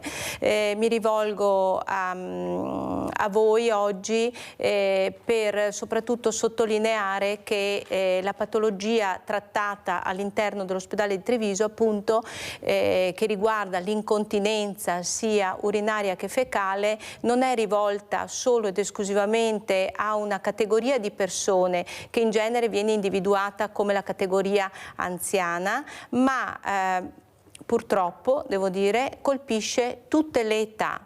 Dicevo proprio prima che mi rapportavo con una tua ospite che proprio il nostro servizio si prende cura dal 0 a 90 anni, quindi nessuno escluso. Questa patologia è una patologia che colpisce tutte le fasce di età e noi cerchiamo in qualche modo, in qualche maniera, di dare una risposta alle problematiche con dei percorsi di cura ben definiti e ben costruiti sulla persona. Allora, dottoressa Cianci, sarà anche questa apertura di questa palestra finalmente, prossimamente vedremo, proprio per far capire anche l'importanza dell'esercizio fisico. Non è detto che queste persone, ecco, devono rimanere chiuse in casa, non devono fare niente, anzi sappiamo benissimo questa opera d'arte che è il corpo umano, anche se questo corpo a volte deve mettere delle cose che magari non vengono accettate, ecco, per queste estomie, però è sempre un'opera d'arte. Ecco, l'importanza è di capire questo corpo che è un'opera d'arte fin da piccoli, è là che dobbiamo, e poi vorrei sentire anche cosa ne pensa Paola, di far capire a questi ragazzi che la stanno ascoltando anche l'importanza di non aver paura, di andare avanti, di farsi aiutare. Prego. Assolutamente, assolutamente l'esercizio fisico diventa una parte fondamentale da praticare per rafforzare quella parte del nostro corpo che delle volte è un pochino debole, è un po' debole per tanti fattori, per fattori congeniti, per fattori legati a una malattia magari o per fattori legati all'età, e quindi noi consigliamo sempre nei nostri percorsi di cura che ci sia proprio un tempo dedicato a quella che è il rafforzamento del pavimento pelvico. Un primo approccio i pazienti ce l'hanno all'interno proprio dell'ospedale, dove abbiamo un servizio completo di medici specializzati, che sono i medici fisiatri, con i quali abbiamo una stretta collaborazione con il nostro servizio di medicina fisica riabilitativa e delle fisioterapiste dedicate che all'interno proprio del centro incontinenza e estomia svolgono tutti i giorni un'attività intensa di cura e di riabilitazione del pavimento pelvico. Allora andiamo a vedere anche questa giornata incontinenti che è stata fatta proprio a Treviso, era a giugno, ma l'importanza di capire perché questi camper, ecco, l'ospedale non è più all'interno dell'ospedale, ma con questi camper siete andati nelle varie piazze delle varie città e paesi per far capire l'importanza di conoscere, di fare prevenzione. Andiamo a sentire. Incontinenza che interessa il 15% della popolazione, in particolare femminile, oltre i 60 anni di età. Siamo qui per fare sensibilizzazione e per fare anche prevenzione. Gazebo in piazza Borsa per sensibilizzare i cittadini sulla cura e il trattamento della patologia. Ricreate grazie anche alla concessione del Ministero della Cultura importanti opere d'arte a cui sono stati aggiunti presidi medici legati a chi soffre di incontinenza o chi ha subito l'astomia. Colpita maggiormente la popolazione femminile, patologia legata spesso infatti a traumi sviluppati durante il parto. C'è possibilità nella prevenzione di fare diagnosi precoce e di poter avere possibilità di cura che può essere riabilitativa con la ginnastica, con gli esercizi, ma anche cura chirurgica con interventi che sono sempre più mini-invasivi. A Treviso un centro di riferimento nazionale per la prevenzione, diagnosi e cura dell'incontinenza e il trattamento dell'astomia. All'interno del centro ci sono molti specialisti che si prendono in carico i pazienti affetti da questa problematica. Il centro ha anche l'obiettivo di non far sentire solo i pazienti, aiutandoli per questo a rientrare in società battendo i muri della vergogna. Seguiamo questi pazienti perché hanno bisogno anche sì della cura medica, dell'assistenza medica, ma anche di un'assistenza, diciamo, dal punto di vista amicale, di confronto con le altre persone, per capire che si può affrontare anche con un presidio medico la vita di tutti i giorni. Abbiamo in linea, mi sembra, Maria Teresa da Piazzola. Ciao Maria Teresa. Buongiorno signora Maiella. Buongiorno. Volevo dirle, io ho 86 anni presto, al 15 di gennaio. Ho la badante che è manesca e mi maltratta.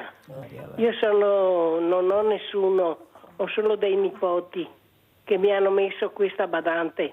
Però non riesco più ad andare d'accordo, andare avanti, insomma.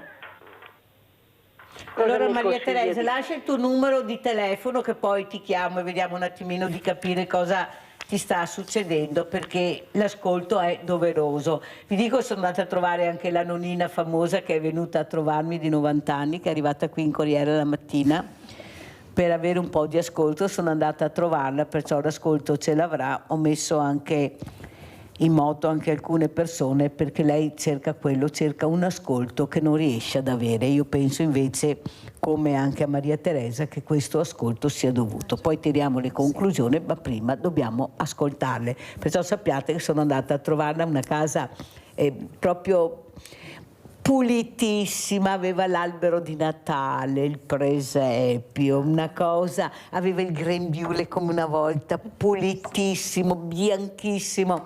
Guardate, mi sono emozionata. Ecco, queste sono le emozioni che dovrebbero provare anche i ragazzi, questi nonni che ci dicono siamo vivi, siamo vivi. Questa nonna ha detto: a me non interessa che mio figlio e i miei nipoti vengano a trovarmi, se vengono là a mangiare sono in silenzio e non mi dicono niente, possono anche fare a meno. Io ho bisogno di sapere, di conoscere, sono curiosa, tanto è vero che a 90 anni, prima in bicicletta e poi con la corriera, è venuta qui, l'ho fatta accomodare, ha visto tutta la trasmissione, la prima parte. Per fortuna avevo anche un prete, lassù qualcuno mi ama, che poi l'ha riaccompagnata anche a casa, fatalità, perché capite che non può funzionare così. Ecco, lo dico anche a Paola. Questi ragazzi devono anche capire che abbiamo, chi ha ancora la fortuna di avere questi scrigni d'oro magici, di andarli a trovare, di insegnargli anche qualcosa, anche con la nuova tecnologia, perché questa nonnina è curiosissima, lei vorrebbe sapere tutto. Pensate, 90 anni non sono pochi, eppure ha questa voglia di vivere, è piegata in due perché è piegata, eppure bicicletta, corriera. Capite ragazzi che voi state fermi a casa, eccola qua, vedete le immagini che ho ripreso, che mentre era seduta, queste mani che hanno molto lavorato, queste mani che devono dire molto e invece qualcuno non riesce ancora a prendere e dire sono qua che ti ascolto. Ecco, volevo che anche i ragazzi, se sono ancora, Paola, vedessero queste immagini, magari quando ho finito la trasmissione, che ai nonni andarli a trovare e carezzare quelle mani magari. Cosa vuoi dire Paola? Abbiamo anche tanti nonni che vengono, che partecipano sempre all'interno dell'associazione, che si danno da fare. Eppure questa nonnina, vedi, sola, completa, e lei guarda sempre Sveglia Veneti, perciò la salutiamo, perché ci sta guardando, eccola qua, perché non perde una trasmissione. Cosa vuoi dire Paola, ecco, di quello che ha detto anche la dottoressa?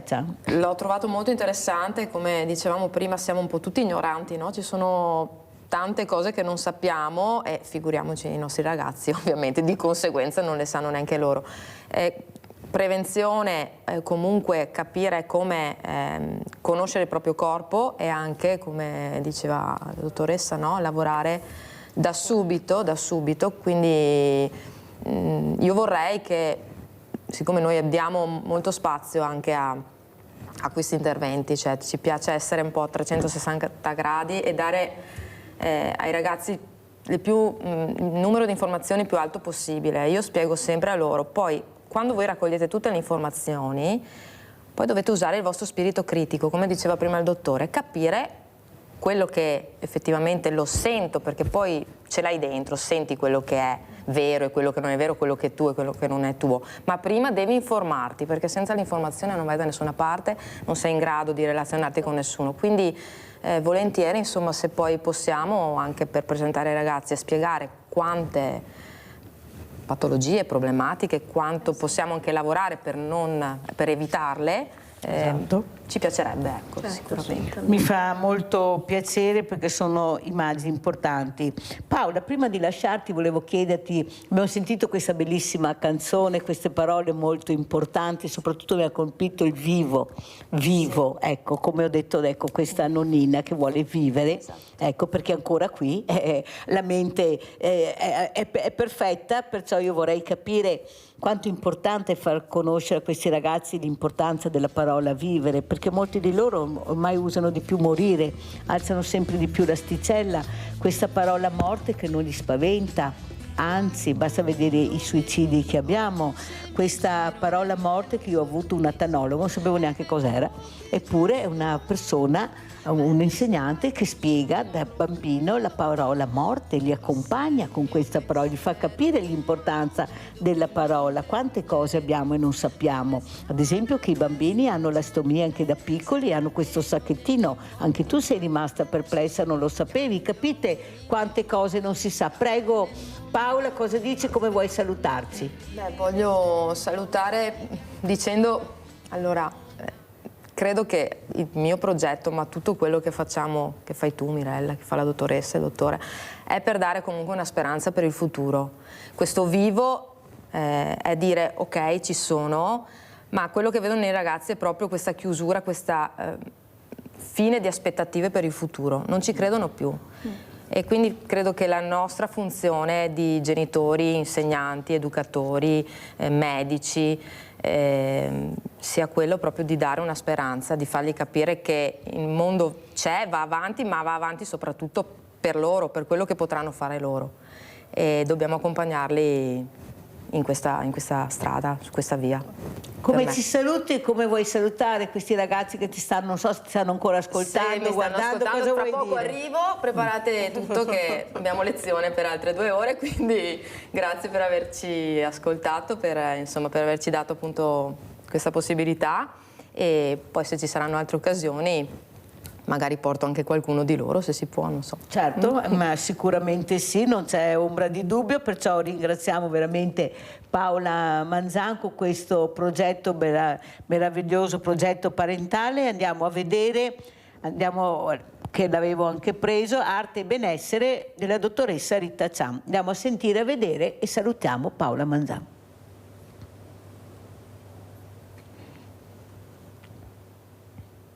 Buonasera a tutti, nonostante un po' così di chiusura non sono voluta mancare a questa serata, cerco sempre di essere presente. Io questa sera porto i saluti anche del mio responsabile, che è il dottor Giulio Santoro, che non è soltanto un medico ma è anche un chirurgo, per cui è impegnato in sala operatoria ed è molto dispiaciuto di non essere qui. Noi rappresentiamo l'US2, Marca Trevigiana, e l'associazione AISVE, che è l'associazione incontinenti e stomizzati della Regione Veneto.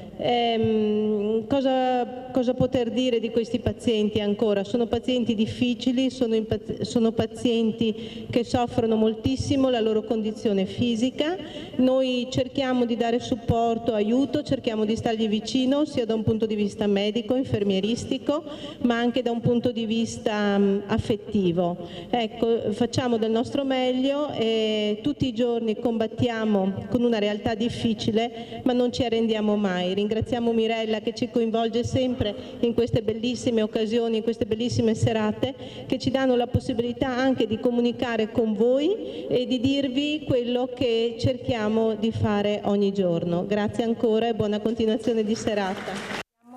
Grazie, grazie, bellissime anche queste parole della dottoressa Zan, che fa capire l'importanza anche di capire, di conoscere, ma saluto anche Donella Martignago, scrittrice, vediamo questa locandina che ha mandato per far capire questa donna che sta cercando anche lei di dare un contributo, la mia vita, la mia forza, un nuovo inizio, le nostre storie. Allora, Donella, perché questo libro?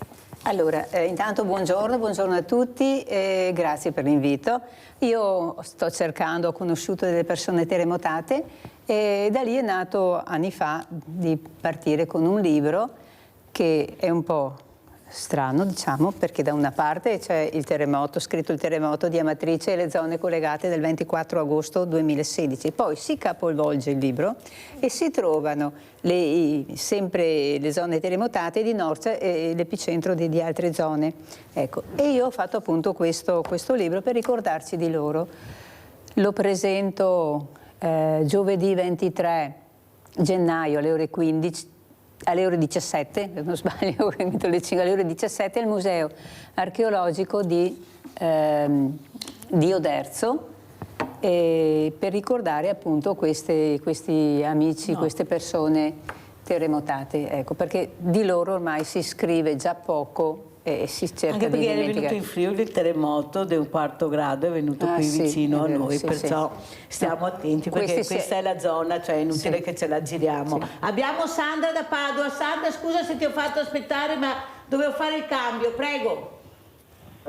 Ciao Mirella e buongiorno. Ciao. Anche alla dottoressa che è andata via prima, la dottoressa Mandai, buongiorno alla signora, agli ospiti. Io volevo chiederle una cosa.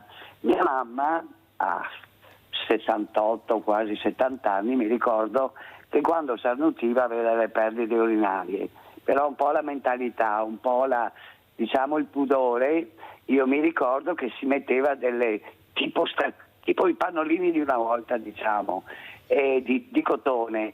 Poi col tempo è chiaro ha dovuto mettersi il pannolone. Io sono diversamente giovani, come dice la Mirella, e ringrazio il Padre Eterno, non lo so, però ho fatto tanta ginnastica, io sono sempre stata sportiva anche adesso che sono anziana, diciamo così, tra virgolette. E io fino adesso, devo dire, non ho perdite. Volevo però chiedere una cosa. Io sono una che beve tanta acqua, l'ho sempre bevuto anche da giovane, l'acqua mi piace, quella del rubinetto di Padova che è anche buona, io non prendo le bottiglie di plastica perché dopo stanno fuori al sole e vabbè, questo è un pensiero mio. No, volevo chiedere una cosa, delle volte quando sono fuori, una volta parlando con il mio medico, ma diverso tempo fa, diceva di tenersi perché la vescica si deve riempire. Io no.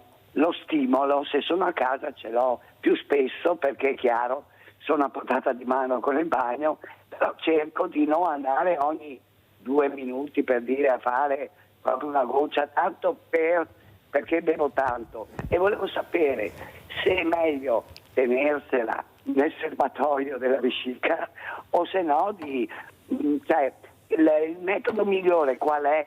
Io fino adesso facciamo le corna, non ho nessuna perdita, anzi, però in futuro, spero di no, più tardi possibile, se dopo mi dovesse toccare, pazienza, non è che non è mica una malattia, parliamoci chiaro, però se si può portare avanti questa cosa che prende anche gli uomini, solo che loro non lo dicono. Perché, grazie Sandra, grazie. Sentiamo la risposta della dottoressa Rita Zan, prego. Sì, allora in base alla sua richiesta capisco comunque che lei ha una buona capacità vescicale, perché una persona della sua età che, come riferisce lei, quando è fuori non ha necessità, nonostante senta riempimento della vescica, di andare in bagno, è un grande risultato, è una grande cosa. Questo significa anche che lei ha lavorato bene col suo pavimento pelvico e con la sua vescica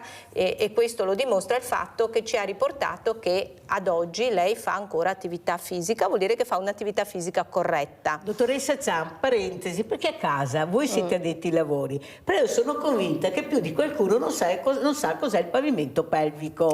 È inutile che ce la raccontiamo, però funziona così. Allora, dottoressa, spieghiamo cos'è il pavimento pelvico. pelvico è quella nicchia raccolta all'interno del nostro bacino che raccoglie gli organi così definiti del pavimento pelvico, che quali sono? L'utero, la vescica, le ovaie. Ok, questo è il nostro pavimento pelvico, che è ricoperto da muscoli e da nervi.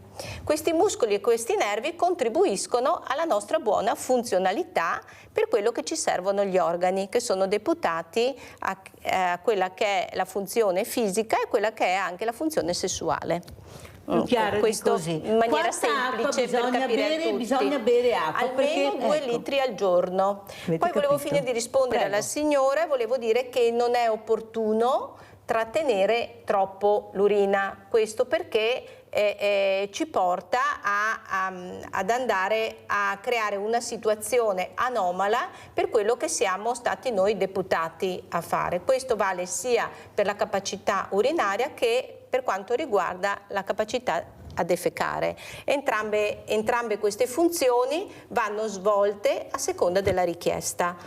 Capiamo benissimo che non sempre ci troviamo in condizioni di poterlo fare, però nel limite del possibile, per esempio quando siamo all'interno delle nostre mura domestiche, che abbiamo la possibilità di andare in bagno, scusate, in qualsiasi momento, ecco, direi di farlo nel momento in cui il nostro corpo fa la richiesta. Perciò se sentite che vi serve fare plin plin, non aspettate e andate. Se vi serve fare plon plon, andate lo stesso. E soprattutto bevete acqua. Perché più anziani, più diversamente giovani che si diventa e meno si sente il desiderio di bere. Perché io vedo che fanno molta difficoltà, specialmente i nostri diversamente giovani, a bere. Pochi bevono e bevono poco. Allora, questo vale un po' per tutti e per tutte le età, io compresa, che dico che bisogna bere almeno 2 litri di acqua al giorno e poi magari non bevo neanche un bicchiere fino a sera.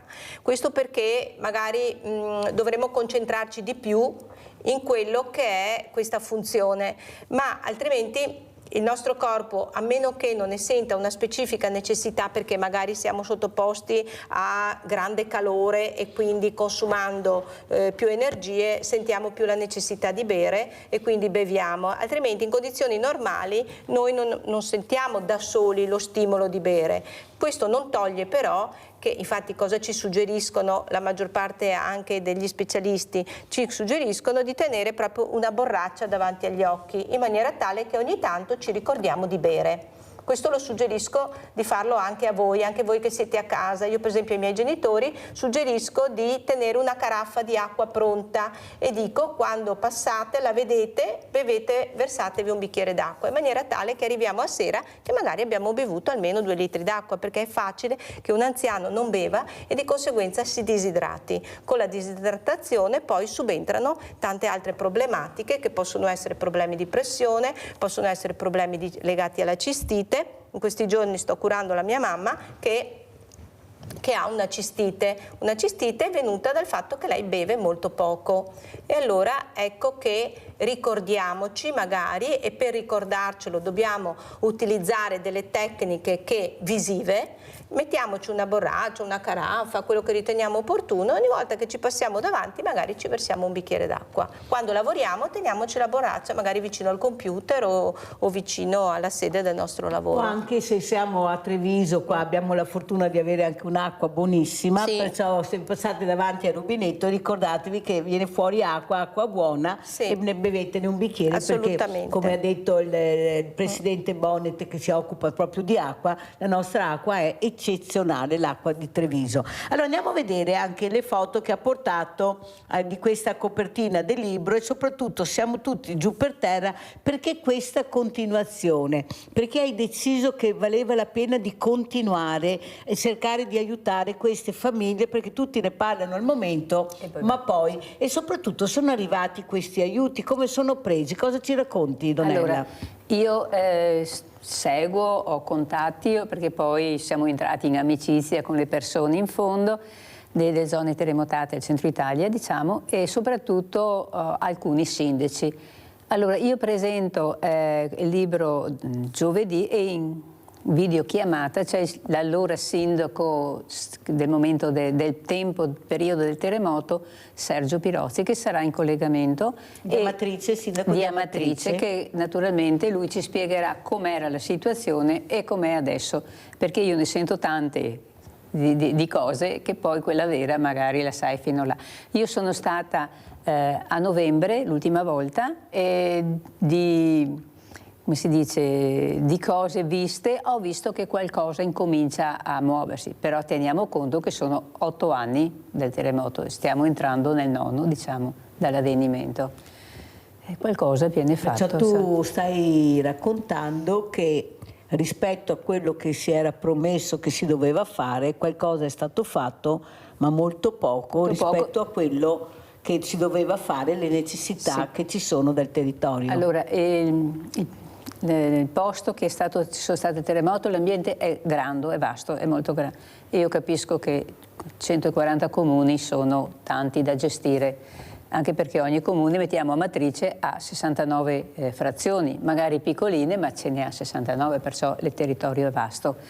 E pertanto arrivano con difficoltà a gestire tutto, però sono se passati pensiamo anche che il ponte di Messina è il ponte più lungo, dicono, d'Europa, forse ecco, visto la lunghezza del ponte, forse sarebbe utile anche che la politica capisse che ci sono anche altre esigenze. Sono 9 anni quasi e le persone sono stanche. Infatti io trovo sempre più sfiduciate, amareggiate queste persone che vivono nelle... E perché questo titolo, Donella? Siamo tutti giù per terra, perché allora, la dice lunga su quello che abbiamo appena detto, siamo ancora tutti giù per terra. Sì. Non ci sono state grandi cose, pertanto era iniziato con la prima edizione tutti giù per terra, la seconda l'ho messo siamo tutti giù per terra, ma andava scritto siamo ancora tutti giù per terra, ma è stata fatta in questo modo. Comunque l'importante è parlarne e soprattutto far capire che queste persone ci sono, esistono e vanno aiutate. Infatti quando sono stata giù a novembre, che quando andiamo là ne abbiamo di amici tanti e ci hanno detto noi siamo ancora in queste situazioni e pochi si ricordano di noi. Voi siete buoni che io mi ricordo di voi quel poco che posso fare, nel mio piccolo cerco appunto di ricordare che ci sono anche queste zone terremotate che hanno bisogno anche di un sostegno morale. Infatti noi quando andiamo giù con amici o senza, o avverto anche degli amici quando andate e loro magari comprano anche qualcosa di quelle zone e le portano a casa tanto per dare un breve aiuto. È molto piccolo, loro si aspettano qualcosa di più, ma non da noi, diciamo da chi? Dalle istituzioni di sicuro, anche perché abbiamo questi sindaci poveretti che sono in prima linea e sono quelli che hanno la coperta più corta proprio nel dare aiuti e servizi alle persone perché stanno tagliando un po' tutto. Dottoressa Ciano, siamo tutti giù per terra, un titolo che andrebbe bene anche del centro del quale lei si occupa, perché quando arrivano si sentono veramente giù per terra, specialmente se sei colpito da queste patologie, che sei anche molto giovane, in un'età invece dove avresti voglia che fosse tutto a posto. Come si fa a rialzarli, a darle quella fiducia, a fargli capire che bisogna lottare, bisogna andare avanti, che grazie anche alla scienza, alla ricerca e alla tecnologia messi assieme hanno fatto passi da giganti in questo per aiutare? Prego. Non è facile approcciarsi ai nostri pazienti, sono pazienti che hanno anche un grosso coinvolgimento psicologico e quindi è per questo motivo che noi all'interno del centro abbiamo aperto un riferimento con una psicologa dell'US 2 che dà appunto supporto a tutti quei pazienti ai quali noi consigliamo un percorso psicologico, oppure loro stessi ci chiedono a noi, sapendo che abbiamo questo servizio, se possono accedere in maniera tale da poter fare un percorso più completo. Devo dire che questo servizio, che è svolto dalla nostra psicologa, che mi permetto di fare anche il suo nome, che è la dottoressa Busiol, è un grande servizio che dà un grandissimo aiuto e un grandissimo supporto proprio a questa tipologia di pazienti. I pazienti vengono, fanno un primo accesso con una prima visita e poi non è detto che accettino di proseguire il percorso. Ecco, io da quando abbiamo iniziato non ho un paziente che abbia deciso di non venire più. Anzi, continuano tutti in maniera entusiasta, anche proprio grazie anche alla grande professionalità del professionista che si dedica proprio proprio a questo, e quindi per noi è stato questo un grande successo all'interno del centro incontinenza. Come mai, dottoressa Chan, se ne parlava così poco, e invece abbiamo visto anche quando siete usciti con questi camper nelle piazze, nei paesi, la gente voleva conoscere, voleva capire, fai fatica ad arrivare in ospedale, ma se vedo questo camper forse mi informo. Ecco, cosa ha notato? Ecco, che bilancio avete fatto? Uscire dall'ospedale è stata una cosa anomala, non aveva mai fatto nessuno, e siamo usciti proprio in collaborazione con le nostre associazioni pazienti, con i quali abbiamo un grosso rapporto di confronto e di lavoro e proprio di collaborazione, e devo dire proprio che pensavamo, visto anche la delicatezza dell'argomento, non sapevamo bene se il cittadino normale si approcciava in piazza a venire a chiedere informazioni. Ecco, abbiamo avuto invece anche qui un grande successo che poi è continuato all'interno dell'ospedale, ovviamente, dove abbiamo aiutato tante persone e del quale siamo molto orgogliosi, anche perché alla fine con impegno, con volontà e con sacrificio abbiamo raggiunto dei risultati per la cittadinanza molto molto importanti, e i numeri che abbiamo raggiunto proprio lo dimostrano, quindi siamo molto contenti di questo. Ma soprattutto anche la collaborazione su quel convegno importante che è stato fatto all'ULSS 2 Canfoncello, al quale io ho partecipato, sentire anche nella ginecologia, nell'ostetricia, l'importanza invece di questa figura che è il dottor Agnello Santoro, che abbiamo avuto la fortuna di aver avuto ospite a Sveglia Veneti, che ha raccontato molte storie, che ha fatto vedere anche gli interventi, l'importanza di unire le forze, questa ostetrica che diceva benedetto dottor Santoro, perché prima non sapevamo come gestire queste piaghe, queste cose. L'importanza di fare squadra, dottoressa. La collaborazione con i professionisti. Il nostro non è un lavoro del singolo, ma è un lavoro di equipe multipla. All'interno del centro abbiamo sviluppato più competenze, perché sono quelle figure che insieme arrivano ad una diagnosi e cura per la problematica appunto di tutte quelle che sono le patologie legate al pavimento pelvico. Ecco allora la figura dell'urologo, del ginecologo, del fisiatra, del fisioterapista, dello psicologo, dell'enterostomista e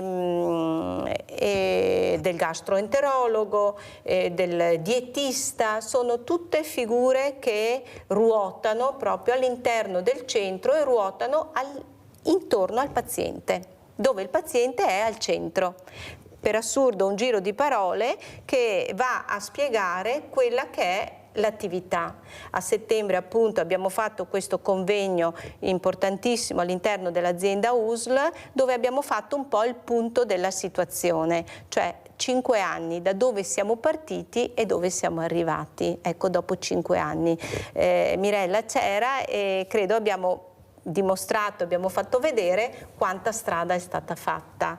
Hanno relazionato tutti i professionisti che lavorano all'interno del centro incontinenza e devo dire che quello che io ho percepito in quella giornata è stata una bella sensazione di una grande collaborazione con questi professionisti, e devo dire anche qui insomma abbiamo tratto un po' le somme di questo grande lavoro che è stato fatto in questi 5 anni, ma che comunque non è finito, ma siamo comunque all'inizio, ma pian pianino, con forza, con volontà, con impegno, con dedizione e con sacrificio, ogni giorno aggiungiamo un mattoncino a questa organizzazione molto complessa e impegnativa. Abbiamo Maria da Paese. Ciao Maria. Buongiorno. Io sono molto interessata perché ho dei problemi che avrei bisogno, come fare a mettermi in contatto con questo progetto e con questa coordinatrice Rita Chan.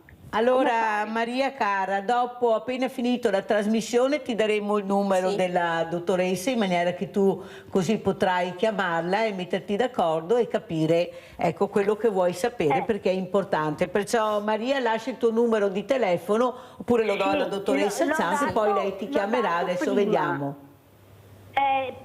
Posso, come dire, mi chiama lei o devo stare attenta tranquilla, al numero che viene fuori in stai TV? tranquilla che appena terminato in giornata lei ti chiamerà. Grazie Maria da Paese, mi raccomando di dare il numero giusto, e molte volte lo date sbagliato, poi Mirella vi chiama e non è il numero, perciò piano e date il numero corretto. Allora, perché dottoressa Zan ha scelto questo indirizzo? Ecco, di veramente cercare di mettersi anche in una squadra fatta principalmente da pazienti quasi sempre di sesso maschile, questi pazienti molto restii a farsi visitare, specialmente, ecco, confrontarsi con una figura femminile. È difficile far capire all'uomo invece che deve guardare la professionalità, non guardare il sesso, e soprattutto di fare più prevenzione, perché noi dobbiamo dire questo questa mattina, perché fanno fatica a fare prevenzione. Prego.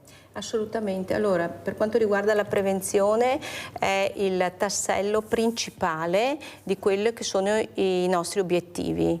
Il nostro obiettivo è far conoscere alle persone come fare per prevenire determinate patologie.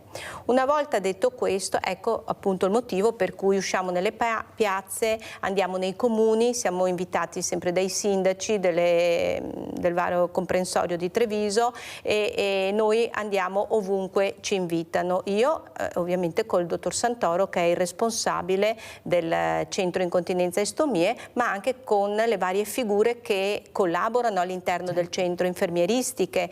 Adesso abbiamo anche avuto la possibilità di avere la figura del counselor all'interno del centro. Chi è? Sarebbe? È una figura nuova, innovativa, stabilita dalla Regione Veneto, ed è una figura che si dedica prevalentemente a tutti quei pazienti che hanno problematiche legate all'incontinenza urinaria, quindi ai portatori di catetere, portatori di sacche, che necessitano dei presidi per l'incontinenza, e quindi abbiamo proprio una persona completamente dedicata che risponde sia alle chiamate, che redige i piani terapeutici, che segue i pazienti in quello che è la scelta anche dei presidi. Perciò questa figura non c'è dappertutto? Non c'è dappertutto, deve essere collocata per indicazione della Regione Veneto all'interno dei centri incontinenza, ma sappiamo che per quanto riguarda il Veneto, in questo momento l'unico centro strutturato è quello di Treviso. L'ULSS 2 di Treviso. L'ULSS 2 di Treviso. Perciò l'ospedale ULSS 2 di Treviso, questa figura importante. C'è la sede del centro incontinenza con questa figura anche all'interno, che è una figura inserita di recente, ma anche questa di grande soddisfazione sia per l'utenza che per noi comunque. E questo indirizzo, dottoressa Zan, come mai?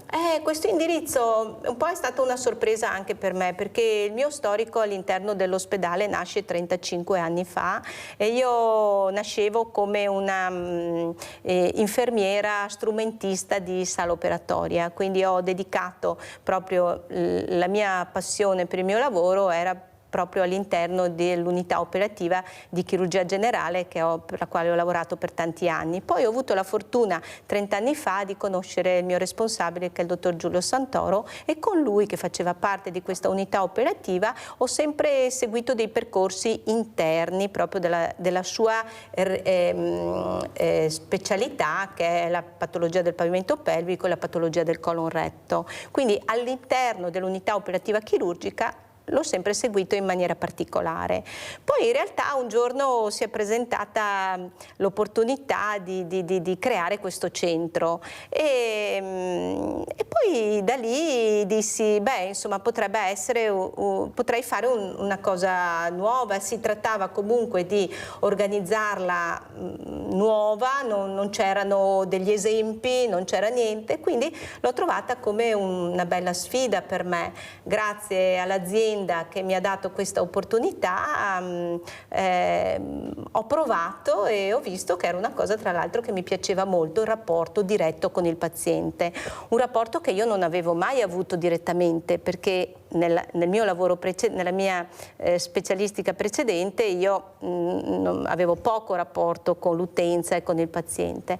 Invece in questo caso mi sono riscoperta anche un po', è stata un po' una sfida per me, però devo dire che è un lavoro che svolgo con grande passione, con grande interesse e con grande anche soddisfazione. E anche molta competenza, lo dico io. Grazie, complimenti, grazie veramente Mirella, complimenti. grazie. Bisogna sempre studiare, Dottoressa bisogna sempre aggiornarsi, bisogna sempre, dico io, stare sempre sul pezzo, perché qua non ci si può mai rilassare un giorno. Abbiamo anche da un punto di vista anche informativo viaggiamo molto velocemente e quindi con innovazioni, con cose nuove, per cui bisogna sempre aggiornarsi e bisogna sempre studiare tanto. Comunque è sempre una grande soddisfazione. Complimenti veramente, dottoressa Grazie. Rita Zan. Invece sentiamo quando si è scoperta scrittrice Donella. Donella, quando è venuta questa passione per la scrittura, ma soprattutto impegnarsi per gli altri, per la comunità. Prego. Allora, io diciamo che ho sempre avuto la passione di scrivere. Solo quando ero più giovane mi dedicavo di più. Poi avevo anche la figlia che all'epoca non era sposata, allora io scrivevo, perché non sapevo scrivere al computer, scrivevo con la penna e lei mi metteva prima sulla macchina a scrivere, poi naturalmente sul computer, e io preparavo le cose. Ho fatto 3-4 libri, poi lei si è sposata e mi ha detto: mamma, io sono molto impegnata, perciò ti aiuto fin dove posso e quando posso. Quando nel frattempo sono passati 20 anni. E io avevo tralasciato, diciamo, quella passione, però una persona del mio comune, che tu conosci bene, il sindaco Marco Della Pietra, mi ha detto: ma... Ti salutiamo. Sì, salve Marco. Mi ha detto: ma perché, che è dell'età dei miei figli, e mi ha detto: perché non hai tralasciato la tua passione? Non tralasciarla, perché le passioni aiutano a vivere. Sì, ho detto: ma non ho nessun appiglio, nessuna qualcosa da mettermi a scrivere. E allora cercavo nel mio pensiero di avere qualche ispirazione. E allora sono stata anche nelle zone nostre, del Montello, vedi Francesco Baracca, vedi l'Ossario, le zone del Prosecco. Mi ero ispirata un po' là di scrivere e da lì praticamente sono partita. Ti ha aiutato il sindaco Della Pietra allora? Sì, mi ha aiutato mentalmente a trovare un sistema da partire, diciamo. Da stimolarti, vai avanti. Sì, perché io ero senza. E poi ho incontrato anche delle persone terremotate e da lì è andato tutto quanto questo discorso. Ho messo in prima parte le nostre zone qui venete, Montello, Treviso, Venezia, in modo da fare un collegamento e spiegare perché io sono partita da qua per scrivere delle zone terremotate. Un gemellaggio, se così si può dire, tra persone venete, zone Treviso, venete e le zone terremotate. Allora, come ci saluti, Donella? Cosa vuoi dire? Ecco, che saluto vuoi fare? Soprattutto ricordiamo appunto, il libro. Siamo tutti giù per terra. Sì, ecco, che verrà presentato giovedì 23 gennaio alle ore 17 presso il Museo Archeologico Eno Bellis, via Giuseppe Garibaldi 63 a Oderzo. Ecco, io spero di vedere alcune persone che vengono a trovarmi, che loro vedono anche le diapositive che avevamo fatto all'epoca di come era Amatrice.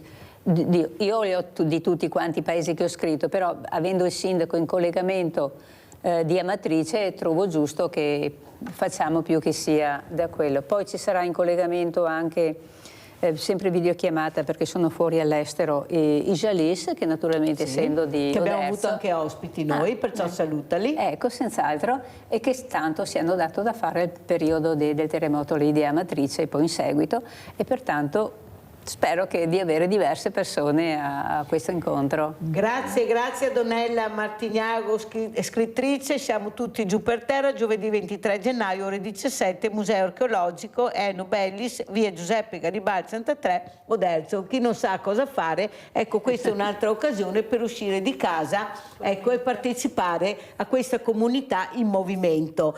Invece sentiamo come ci saluta la dottoressa Rita Cian. Che messaggio vuole lasciare? Allora, noi continueremo sempre con la nostra informazione, continueremo sempre a organizzare eventi, adesso ne stiamo ultimando qualcuno e poi Mirella, se gentilmente li renderà pubblici, ci farà una cortesia, in maniera tale che vi aspettiamo sempre numerosi. Volevo lanciare quest'ultimo messaggio: non abbiate paura, non abbiate timore, non abbiate vergogna di quello che avete o di quello che provate. Sapete adesso, grazie anche a questa opportunità che dà Mirella sempre all'US2 di presentare i servizi che ci sono all'interno dell'ospedale,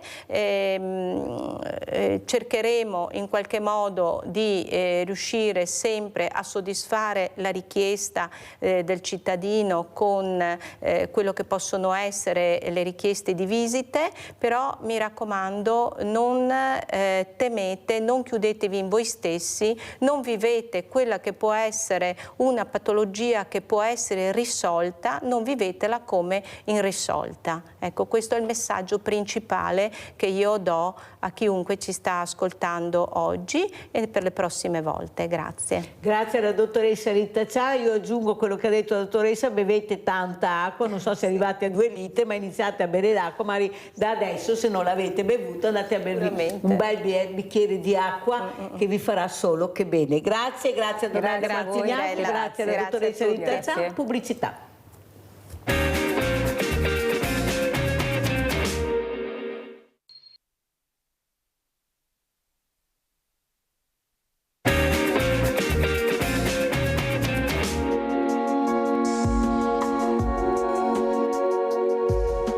Siamo onorati di aver avuto ospite all'inaugurazione e benedizione della croce e del totem Sua Eccellenza il Vicario Generale della Diocesi di Vittorio Veneto, ospite illustre che ha celebrato la Santa Messa delle ore 8.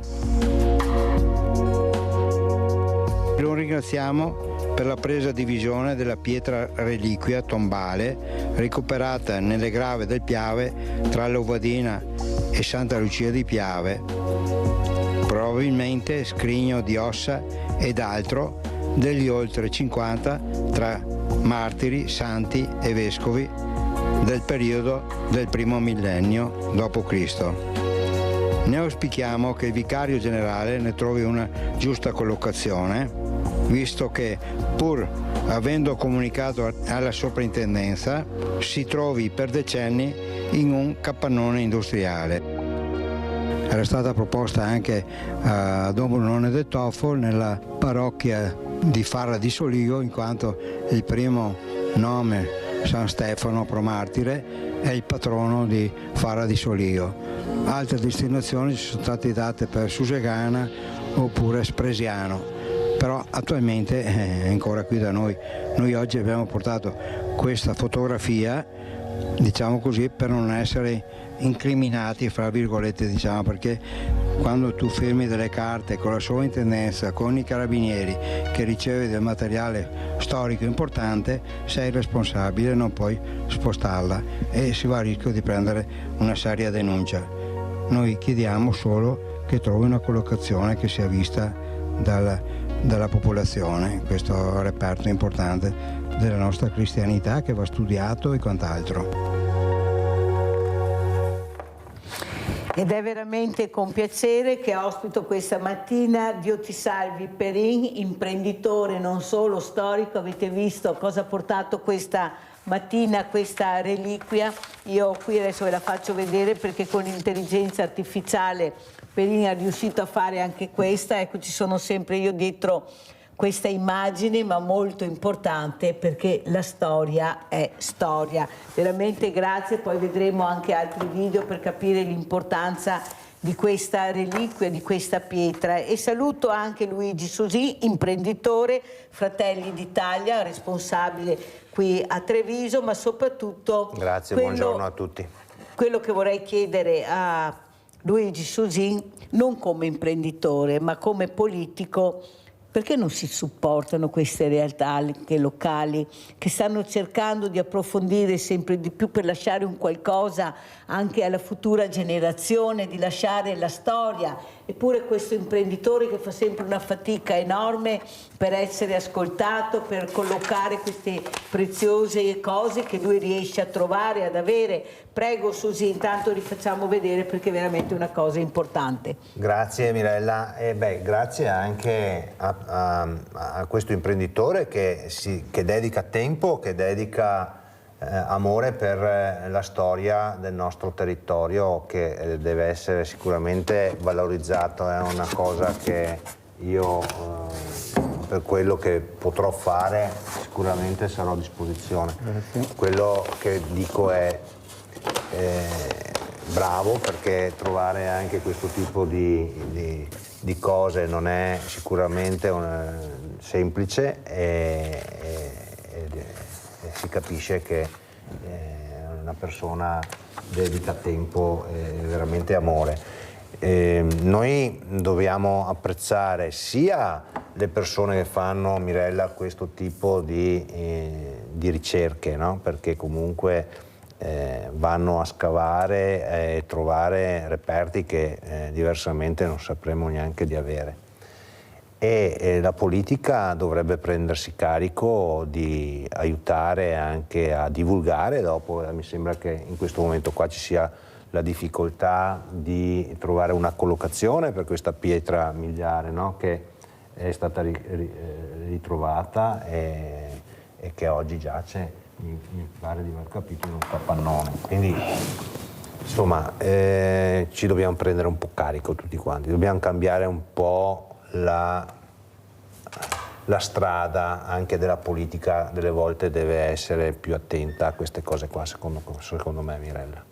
Visto che anche ci sono pochi appassionati ormai, perché li stiamo perdendo anche quelli, perché con la burocrazia e, come dice anche Diotisaldi Perina, il non ascolto, rischiamo veramente di perdere tutto. Prego Diotisaldi, perché ecco, questa scoperta come è nata, continui sempre a cercare di dare il massimo per scoprire delle cose importanti, ma per tutta la comunità, perché tu stai facendo del bene alla comunità. Prego. Bene, ringrazio, intanto saluto tutti i telespettatori qui oggi eccetera, quindi qui abbiamo una persona importante secondo me della politica e vediamo se si sviluppa qualcosa, come stiamo portando avanti anche col presidente dottor Luca Zaia per i problemi del Piave, per tante altre cose e siamo documentati, diciamo, non è che spariamo così tanto per dire di farsi belli eccetera.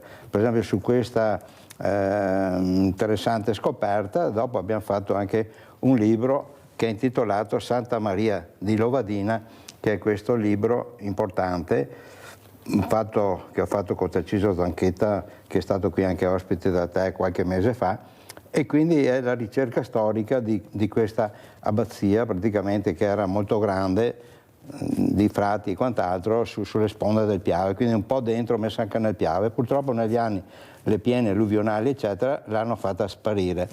È rimasto però questa pietra originale che praticamente si è inabissata nelle sabbie del Piave, e grazie a un mio amico che collabora con il nostro comitato, Iva Montesar di Colfosco, con la benna, scavando, rettificando il Piave eccetera, gli è venuto dentro sulla benna. A un certo punto gli ha detto: ho sentito dentro nella benna un rumore strano, perché è una pietra molto pesante che peserà sicuramente oltre 1 quintale, non so se 1 o 2 quintali, bisognerebbe pesarla, però è una roba straordinaria. Qui ci sono più di 50 iscrizioni di santi, martiri e papi, quindi è un tesoro immenso per trovare questa cosa, che la vedete solo che si è graffiata, solo un po' del scavatore che vedete qui con la benna, si vede, ecco, vedete. E quindi l'abbiamo proposta. È integra sostanzialmente, cioè sì, non è che... no, perché si leggono tutte bene le norme, si può risalire anche al periodo perché sono citati dei papi, quindi... Ecco là, si vede anche molto bene. Ecco, questa era messa su una pietra tombale, quindi dietro a questa pietra, in questa cosa, c'erano le ossa, le reliquie di tutti questi personaggi, quindi immaginate voi che importanza aveva qui per Santa Maria di Lovadina. E purtroppo nei secoli qui sono andate disperse purtroppo tantissime altre cose, voglio dire, ecco, sì, perché tra alluvioni, guerre e invidie soprattutto sono andati persi i gioielli, quindi partiamo dalla strada Claudio Augusta Altinate, quindi anche qui che si disperde nel tempo, ai conventi appunto come questo Lovadina, alla Certosa del Montello, ai palazzi storici e arredi del centro di Treviso con il bombardamento americano alleato praticamente del 7 aprile, al Bucintoro di Venezia con Napoleone, quindi abbiamo delle cose purtroppo che non si possono alcune ricostruire, ma per esempio al Bucintoro noi abbiamo fatto un studio e si potrebbe ricostruire. Noi imprenditori che siamo tanto forti qui nel Veneto, cos'è? A Trieste o a Venezia fanno le navi gigantesche per andare in vacanza, costerebbe molto meno immaginate voi la gente che arriva a Venezia rivedere il Bucintoro ricostruito e poter andare dentro, ecco. Cose che si possono fare queste qua, ecco. Questa è la realtà, voglio dire, è inutile qui chiacchieriamo tanto, però la soluzione è così. Anch'io ho dei problemi perché sto per realizzare un stabilimento importante a Susegana e anche un museo, però ci sono certe difficoltà con la burocrazia che non vi dico. Questa Grazie. è la verità. Allora, pietra tombale, ha parlato il nostro Giutisalvi Perin, forse pietra tombale anche per quanto riguarda il terzo e il quarto mandato di qualcuno. Sentiremo cosa ne dice anche Susi, ma andiamo a sentire anche cosa ha detto, andiamo a vedere questa Meloni e su elezioni Veneto. Andiamo a sentire. Io penso che quella di Fratelli d'Italia sia un'opzione che deve essere tenuta in considerazione, ovviamente. Le elezioni regionali in Veneto e le tensioni tra partiti della maggioranza irrompono nella conferenza stampa di Giorgia Meloni, che rimarca la volontà già espressa localmente di Fratelli d'Italia nel rivendicare la presidenza di Palazzo Balbi. Della questione, continua la Premier, si sta già parlando con gli altri leader del centrodestra e si stanno valutando le condizioni nelle diverse regioni. Ci saranno diverse elezioni regionali ampie quest'anno, importanti, delicate, e quindi noi abbiamo già cominciato a parlarne con Matteo Salvini, con Antonio Tajani, con gli altri, e continueremo a farlo. Se a Roma si discute, in Veneto le rivendicazioni di Fratelli d'Italia sulla guida della regione continuano ad essere rifiutate dalla Liga. Così Mario Conte a Focus. Io rappresento 560 sindaci veneti che da sempre hanno i conti in ordine, quindi c'è una cultura amministrativa importante. La stragrande maggioranza di questi sindaci sono marchiati Lega, perché più di 200 sindaci in Veneto sono leghisti, e credo che questo sia un marchio di qualità e soprattutto un peso specifico politico importante da portare al tavolo della trattativa, tant'è che ci sentiamo forti di pretendere e chiedere a gran voce che la guida della Regione Veneto rimanga in casa Lega. E al di là di quelli che sono i termini della discussione romana, le prossime regionali sono viste dal Carroccio Veneto come la linea del Piave. Per noi è una questione di vita o di morte, è per questo che noi diciamo che siamo pronti anche alla corsa solitaria, perché per la Lega e per la Liga la partita del Veneto è fondamentale per il futuro dell'esistenza del nostro partito in Veneto, ma credo che l'esistenza e la forza di una Liga veneta sia fondamentale anche per la tenuta del governo. E mentre le parole di Giorgia Meloni sembrano escludere l'ipotesi di uno slittamento del voto alla primavera 2026, è certo che il governo impugnerà la legge della Campania sul terzo mandato, con le ripercussioni che questo avrà anche sul Veneto e di desiderata della Lega e Luca Zaia. Di fine di un ciclo politico parla il segretario Dem Martella. Non ci potrà essere un altro mandato per Zaia e si aprirà un nuovo ciclo politico, anche perché questo è esaurito si sta esaurendo anche piuttosto male. Allora, Susi, no, perché c'è Nadia in linea. Nadia, prego. Ciao Mirella, buongiorno ai tuoi ospiti. Niente, io volevo fare un appello. È da più di un mese che i vigili del fuoco hanno messo all'altezza del ponticello di cemento i salsicciotti, perché forse c'erano un inquinamento, c'era qualcosa da assorbire. Li hanno tirati su e sono là in strada, che è il punto più stretto dell'Alzaia, della Restera, e ci sono questi salsicciotti che la gente deve camminare in mezzo alla strada e ostruisce il percorso. Io volevo fare un appello perché mi tengo alla tua trasmissione, perché forse sarò ascoltata verso la televisione. Grazie, arrivederci e buona giornata. Grazie Nadia, girerò questa telefonata giustamente a chi di dovere, perché dicono sempre i cittadini devono essere attenti, i cittadini devono segnalare, però c'è anche qualcuno che dovrebbe uscire a controllare. Allora, grazie Nadia, prego Susi, ritornando Pietra Tombale, terzo o quarto mandato per qualcuno, prego. Ma allora, diciamo che stiamo assistendo a un teatro che è veramente triste da vedere, nel senso che con gli amici della Lega siamo sempre andati d'accordo fin tanto che Fratelli d'Italia era con il voto in meno, perché l'accordo del centrodestra, non bisogna ricordarselo, cioè dobbiamo ricordarselo tutti, Mirella, il voto del centrodestra diceva che chi aveva voto in più decideva, ok? Allora noi siamo sempre sottostati a questi accordi per 15 anni, forse anche di più, e oggi che il Fratelli d'Italia sfiora il 38% in Veneto, tra l'altro, dove Fratelli d'Italia è stato quello più votato di Fratelli d'Italia, il Veneto è dove ha avuto più consensi Fratelli d'Italia, quindi come facciamo a non indicare un candidato di Fratelli d'Italia? Voglio dire un'altra cosa, tornando indietro, avendo un po' di memoria storica. Galan, perché ovviamente loro si rifanno al fatto che dicono che il territorio deve decidere e via dicendo. Galan, quando è stato messo a fare il governatore, non si sapeva neanche chi era.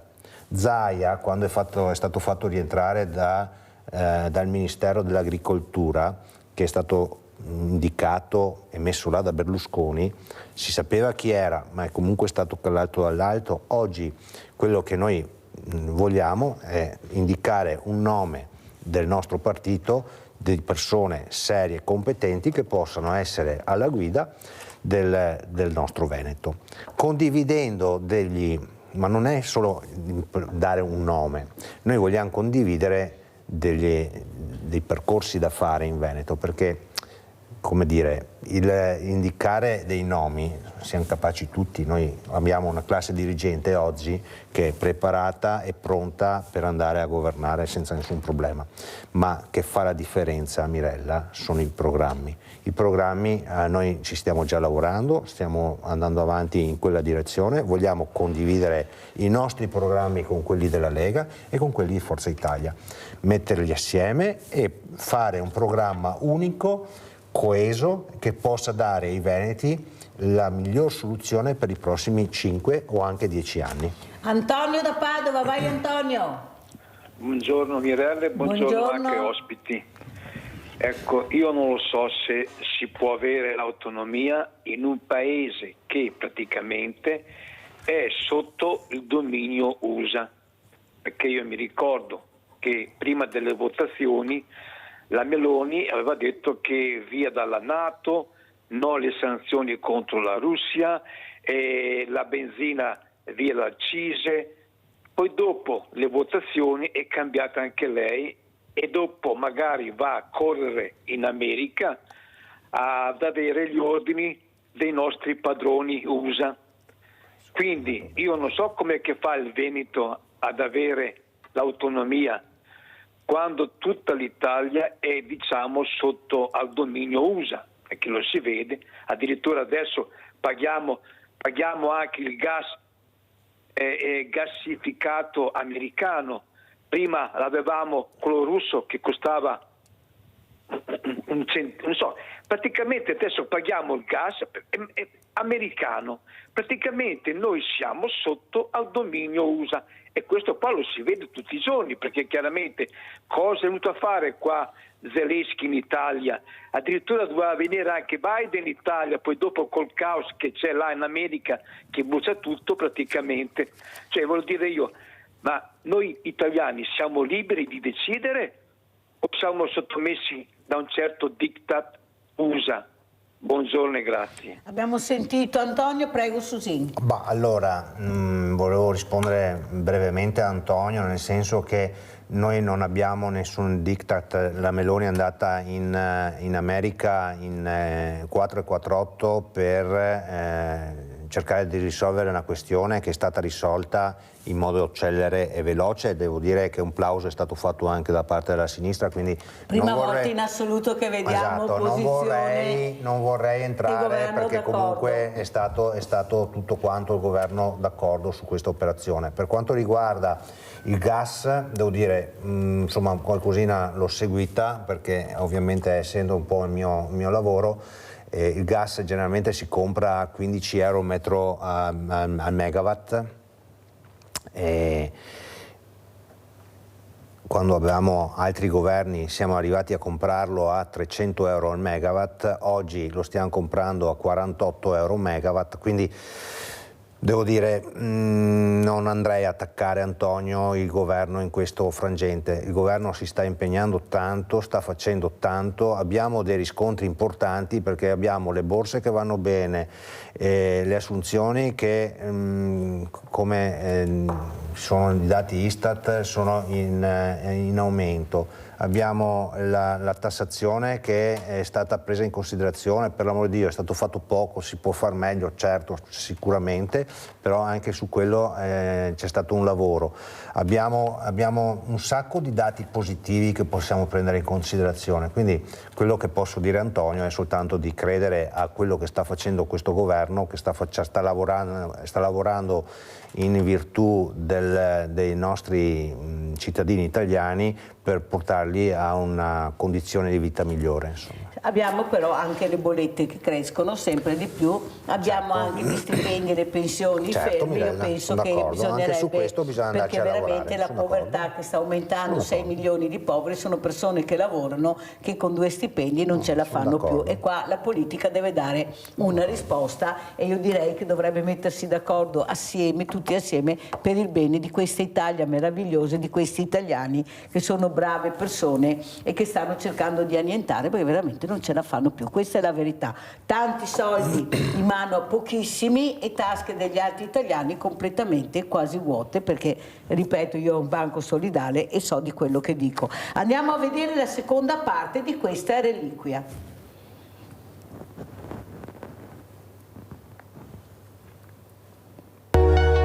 Qui tra Sant'Anna e tutta la zona qui di fronte che abbiamo il Soligo, il Piave, il Montello, colle particolare che parte da Montebelluna e arriva fino alla Resa della Battaglia, di terre vulcaniche, quindi qui c'era il vulcano milioni di anni fa.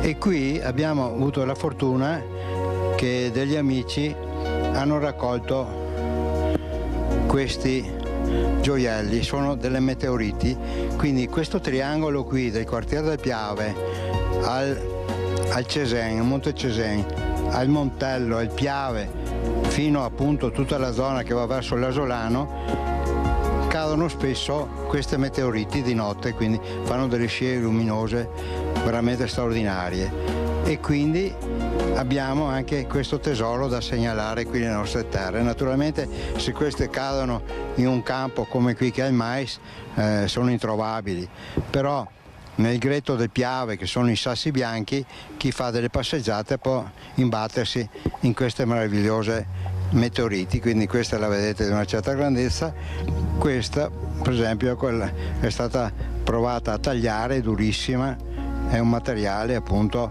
veramente eccezionale.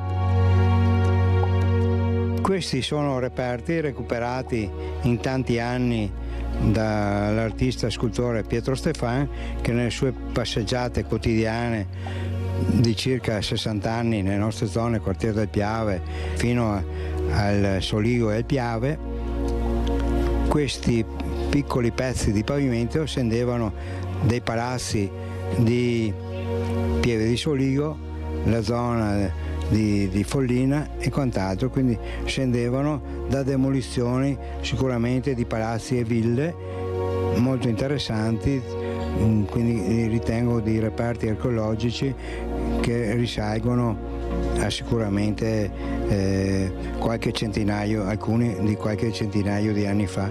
Queste addirittura le vediamo con delle scritte, con dei numeri, con dei nomi. Ecco, quindi è molto interessante questa raccolta che ha fatto di questi pannelli lo scultore Pietro Stefan, che ringraziamo. Allora, Dio ti salvi, questa passione che continua, sei sempre alla ricerca del passato, della storia importante, non tutti fanno questo, perciò io penso, Susin, che dovrete anche voi capire che bisogna supportare queste realtà. Prego, che fanno senza chiedere poi oltretutto. Sono cose interessanti, noi abbiamo migliaia e migliaia di reperti raccolti, diciamo alla fine che sono materiali risparmiati dal caminetto da essere bruciati se sono di legno, e se sono di ferro dalla fonderia. Ecco perché noi, per esempio, nel mio stabilimento di gruppi elettrogeni vicino ho anche una barca austro-ungarica recuperata nel Piave, quello che è rimasto dopo 80 anni, che era sotto le sabbie, e l'abbiamo offerta a tutti i musei e tutto quanto, segnalata alla sovrintendenza, e adesso non mi resta che tornare a interpellare Budapest o il museo di storia di Vienna perché trovi collocazione insomma l'altra, perché nel 1997 un'altra barca uguale come quella che abbiamo su, che sono presidente del Museo del Piave, è stata trovata sempre lì nelle acque del Piave, quindi erano centrate dai cannoneggiamenti appunto italiani, e quando c'era appunto la linea del Piave, quindi abbiamo lì anche una barca disponibile se la sovrintendenza vuol darla, perché adesso attualmente è lì vicino a dei gruppi elettrogeni, quindi abbiamo tantissime cose importanti da segnalare. Adesso fra poco arriverà un treno straordinario, alto 6 metri, dobbiamo fermare, togliere dei semafori per strada per portarlo a casa, perché è un treno gigantesco che pesa 90 tonnellate, ecco per dire, quindi dobbiamo fare il trasporto e portarlo lì fino a che non abbiamo il museo in via Foresta al Susegano. Quindi, ritornando alla pietra reliquia, preghiamo il vicario generale del diocesi di Vittorio Veneto, Monsignor Zagonel, di accordarsi con il sindaco di Spresiano, Marco Dalla Pietra, che sarebbe disponibile di trovare una collocazione nel comune dove era prima nella famosa abbazia. Ecco, lui sarebbe disponibile di riceverla, e quindi preghiamo, però fate presto signori miei, perché non può stare quella roba lì in un stabilimento industriale, adesso dobbiamo spostarsi vicino ai gruppi elettrogeni, questo è assurdo. Allora andiamo a vedere anche la terza parte, perché era quello che mi interessava questa mattina, che ha portato Dio ti salvi Perin, per far capire che la storia è storia e se si cerca si trova.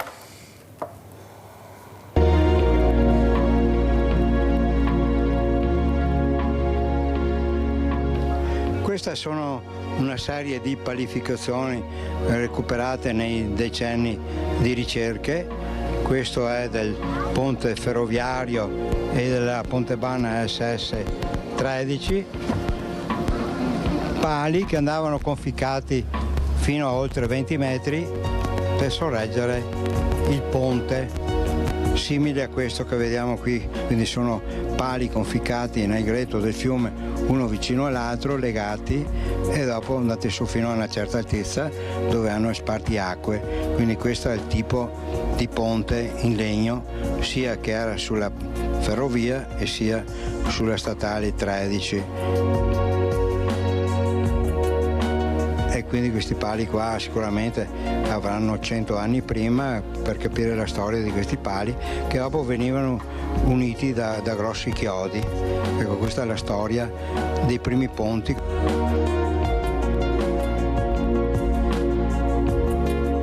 Passiamo ora a questi cimeli, sono dei masegni molto grossi, recuperati parte del ponte distrutto del ferroviario e ponte della statale 13 Pontebana di Ponte della Priula.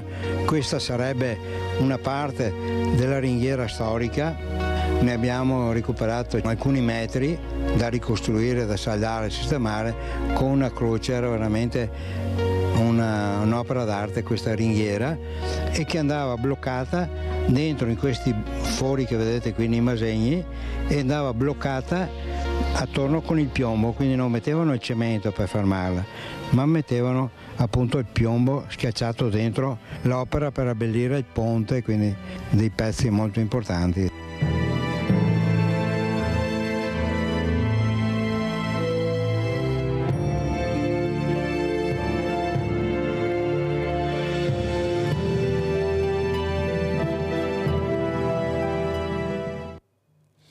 Io rimango veramente stupita e basita perché non si riesce veramente a dare spazio, a informare, a supportare questa creatività di questi anche imprenditori che abbiamo, che cercano di lasciare, come facevano una volta i famosi mecenati, di lasciare un segno, di lasciare un qualcosa della nostra storia, perché memoria sennò qua, storica. memoria storica, sennò qua, come dice Mirella, va remengo tutto. Perciò io direi, Susin, che sarebbe ora di capire che questa è la storia, e anche i ragazzi devono sapere e conoscere questa storia, che grazie a Dio ti salvi Perin, che avete capito con quanta fatica sta cercando di realizzare anche questa meraviglia che è la storia. Prego Susin.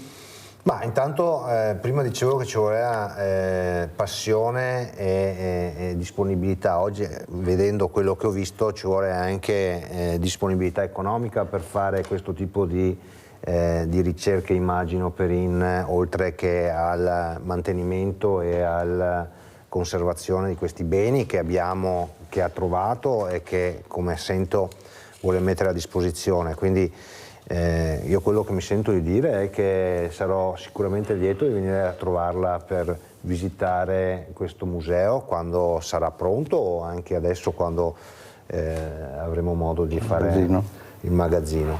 Quindi è una cosa importante, Mirella, è una cosa importante che va preservata, va sicuramente presa in considerazione per quanto mi riguarda.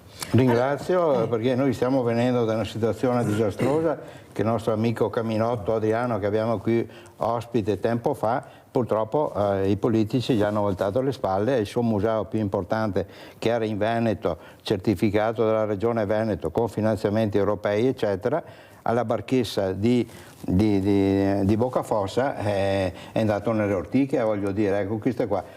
Viene certificato, viene dato un finanziamento per fare nuove ale, nuove cose, fanno le nuove ale per il nuovo museo, no, il materiale Caminotto non può metterlo là, entra una nuova associazione che fa mostre di pittura contemporanea. Ecco, ragazzi, siamo presi in queste mani, quindi abbiamo parlato, cercato di smuovere il mondo di questa cosa, e quindi migliaia di attrezzi agricoli della vita contadina dei nostri avi vanno purtroppo distrutti. Questo lui ha raccolto per 40 anni tutti questi reperti, e la politica non si muove. Questa è purtroppo la realtà. Io vi inviterei così di prendere il giornale Il Piave, chi ha possibilità appunto va nelle edicole e trova questo gratis, e abbiamo una pagina interna dove parliamo di alcune iniziative importanti. Ecco, parliamo del convegno sul Piave con l'ingegnere Artico, capo del Genio Civile di Treviso, che abbiamo fatto a HFAR. Abbiamo qua tutta una situazione, abbiamo ecco qui il treno gigantesco che arriverà, abbiamo altre situazioni che abbiamo fatto alla Fiera di Santa Lucia, Adriano Caminotto che sta ricostruendo una nave francese praticamente, che è veramente un lavoro straordinario, che impiegherà un anno a lavorare, però lui mette a disposizione la sua disponibilità, e vedremo questo gioiello che io spero di portare prossimamente qui da te, Mirella. Allora, quello che però traspare, Dio ti salvi Perin, è che una volta con poco riuscivano a fare tanto, avevano questa creatività che c'è ancora. Io sono convinta che anche i nostri giovani ce l'hanno, il problema è riuscire a tirargliela fuori. Una volta non avevano niente, perciò dovevano crearsi qualcosa, compresi i giochi, adesso hanno tutto, perciò non c'è più quella voglia di creare, perché tanto trovo tutto pronto. Quanto importante è invece capire la creatività che abbiamo la fortuna di avere anche qui nel nostro territorio e che qualcuno forse non apprezza abbastanza.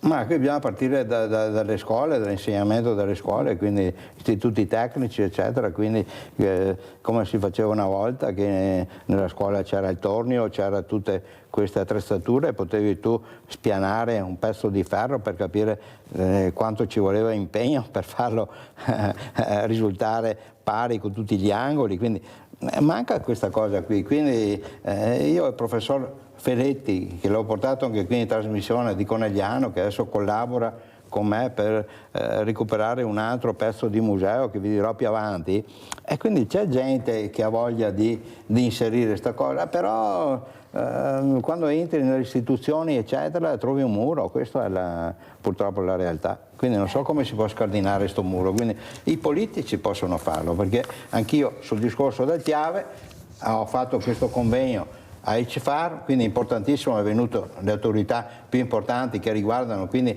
il presidente Giorgio Piazza del Consorzio di Bonifica San Donà, che ha spiegato tutto. L'ingegnere Del Paus verrà prossimamente, lo facciamo ancora il convegno adesso più avanti, perché ha un problema fisico che deve fare un intervento chirurgico, quindi lo avremo prossimamente, che spiega tutte queste situazioni e ti spiegano benissimo come si possono fare questi serbatoi di laminazione a Crocetta del Montello e a Monte per salvare tutte le popolazioni, perché se viene giù una piena come il 66 noi siamo tutti alluvionati sotto 3-4 metri di acqua quindi capisca questo. Quindi, però è mancato il presidente Zaia, non è venuto, quindi lui sì ha mandato appunto l'ingegnere Artico a spiegare tutto quanto, i disegni e i progetti, però se non si realizza, se non si tirano fuori i soldi per fare questa cosa, li abbiamo fatto nel Vicentino, nel Padovano per salvare quelle zone lì, e qui non si fa niente, quindi non capisco, quindi invito ancora il presidente Zaia di attivarsi per questa cosa che è già realizzata, i progetti e tutti, ma bisogna partire subito.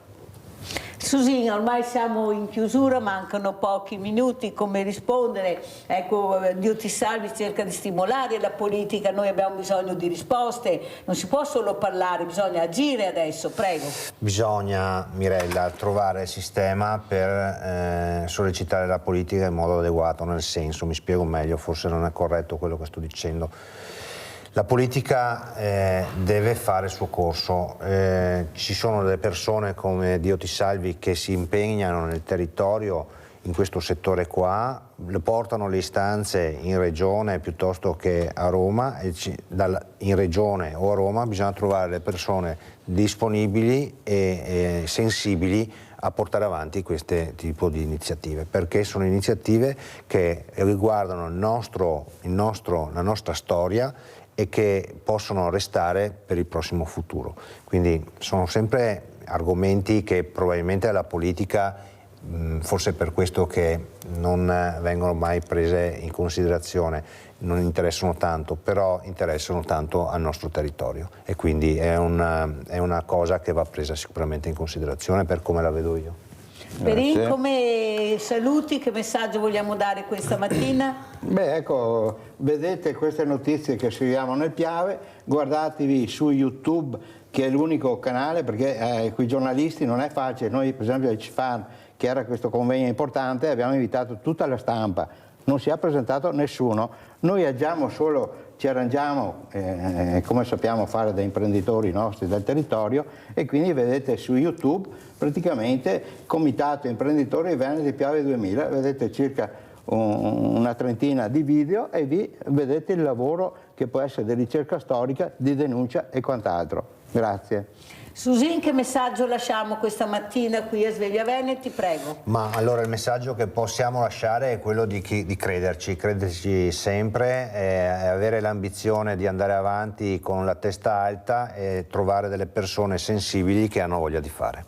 Perché anche giustamente, come diceva Dio ti salvi, io cerco anche di contribuire, ma si è un po' stanchi della famosa pacca sulla spalla, faremo, vedremo, certo. Daremo, controlleremo, alla fine si rimane fermi, qui bisogna fare, bisogna agire. Dall'intenzione si dice all'azione, no? Sì, ma adesso se si va a votare quest'anno, dall'intenzione all'azione ne andremo a parlare forse nel 2027, perché poi ora che si mette in moto tutta la macchina... Possiamo vedere di lavorarci prima, Siamo sicuri, Susi? Insomma, no, perché noi prima di rivedere... Adesso è tutto bloccato, guardate, ve lo dice la Mirella, adesso non si va da nessuna parte. Da imprenditore a imprenditore sappiamo che gli imprenditori ragionano così, dall'intenzione all'azione, giusto? Grazie. Allora Susi è molto ottimista, io un po' meno, perché sapendo come vanno poi quando ci sono le elezioni, che veramente se cambiano le squadre poi rimettere in moto tutto è inutile, Susi 1 più 1 fa 2, non si scampa, sì, ma però noi saremo veramente stanchi, bisogna guardare avanti, bisogna accelerare e andare avanti. Esatto. Grazie. Adesso andiamo a pranzo con la proposta di Mirella. Penne rigate alla vodka. La vodka ha avuto origine nei territori dove ora sono situate la Polonia, l'Ucraina e la Russia occidentale.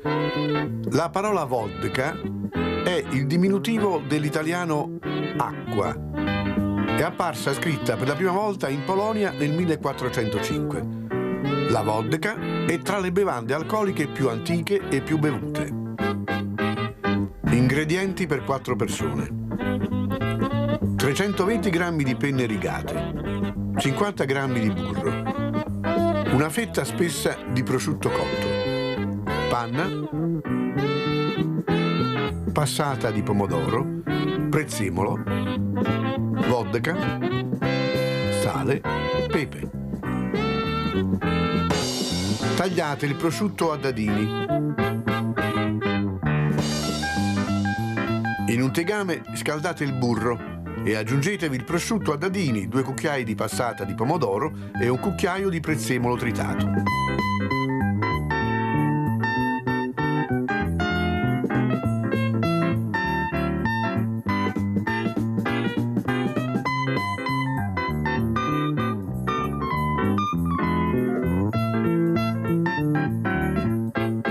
Salate, pepate e cuocete per una decina di minuti. Quindi aggiungete mezzo bicchiere di panna.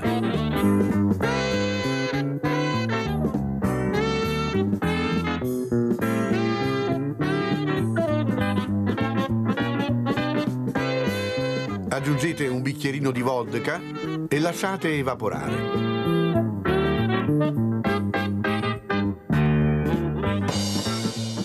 Lessate le penne in abbondante acqua salata, scolatele al dente e saltatele nella salsa.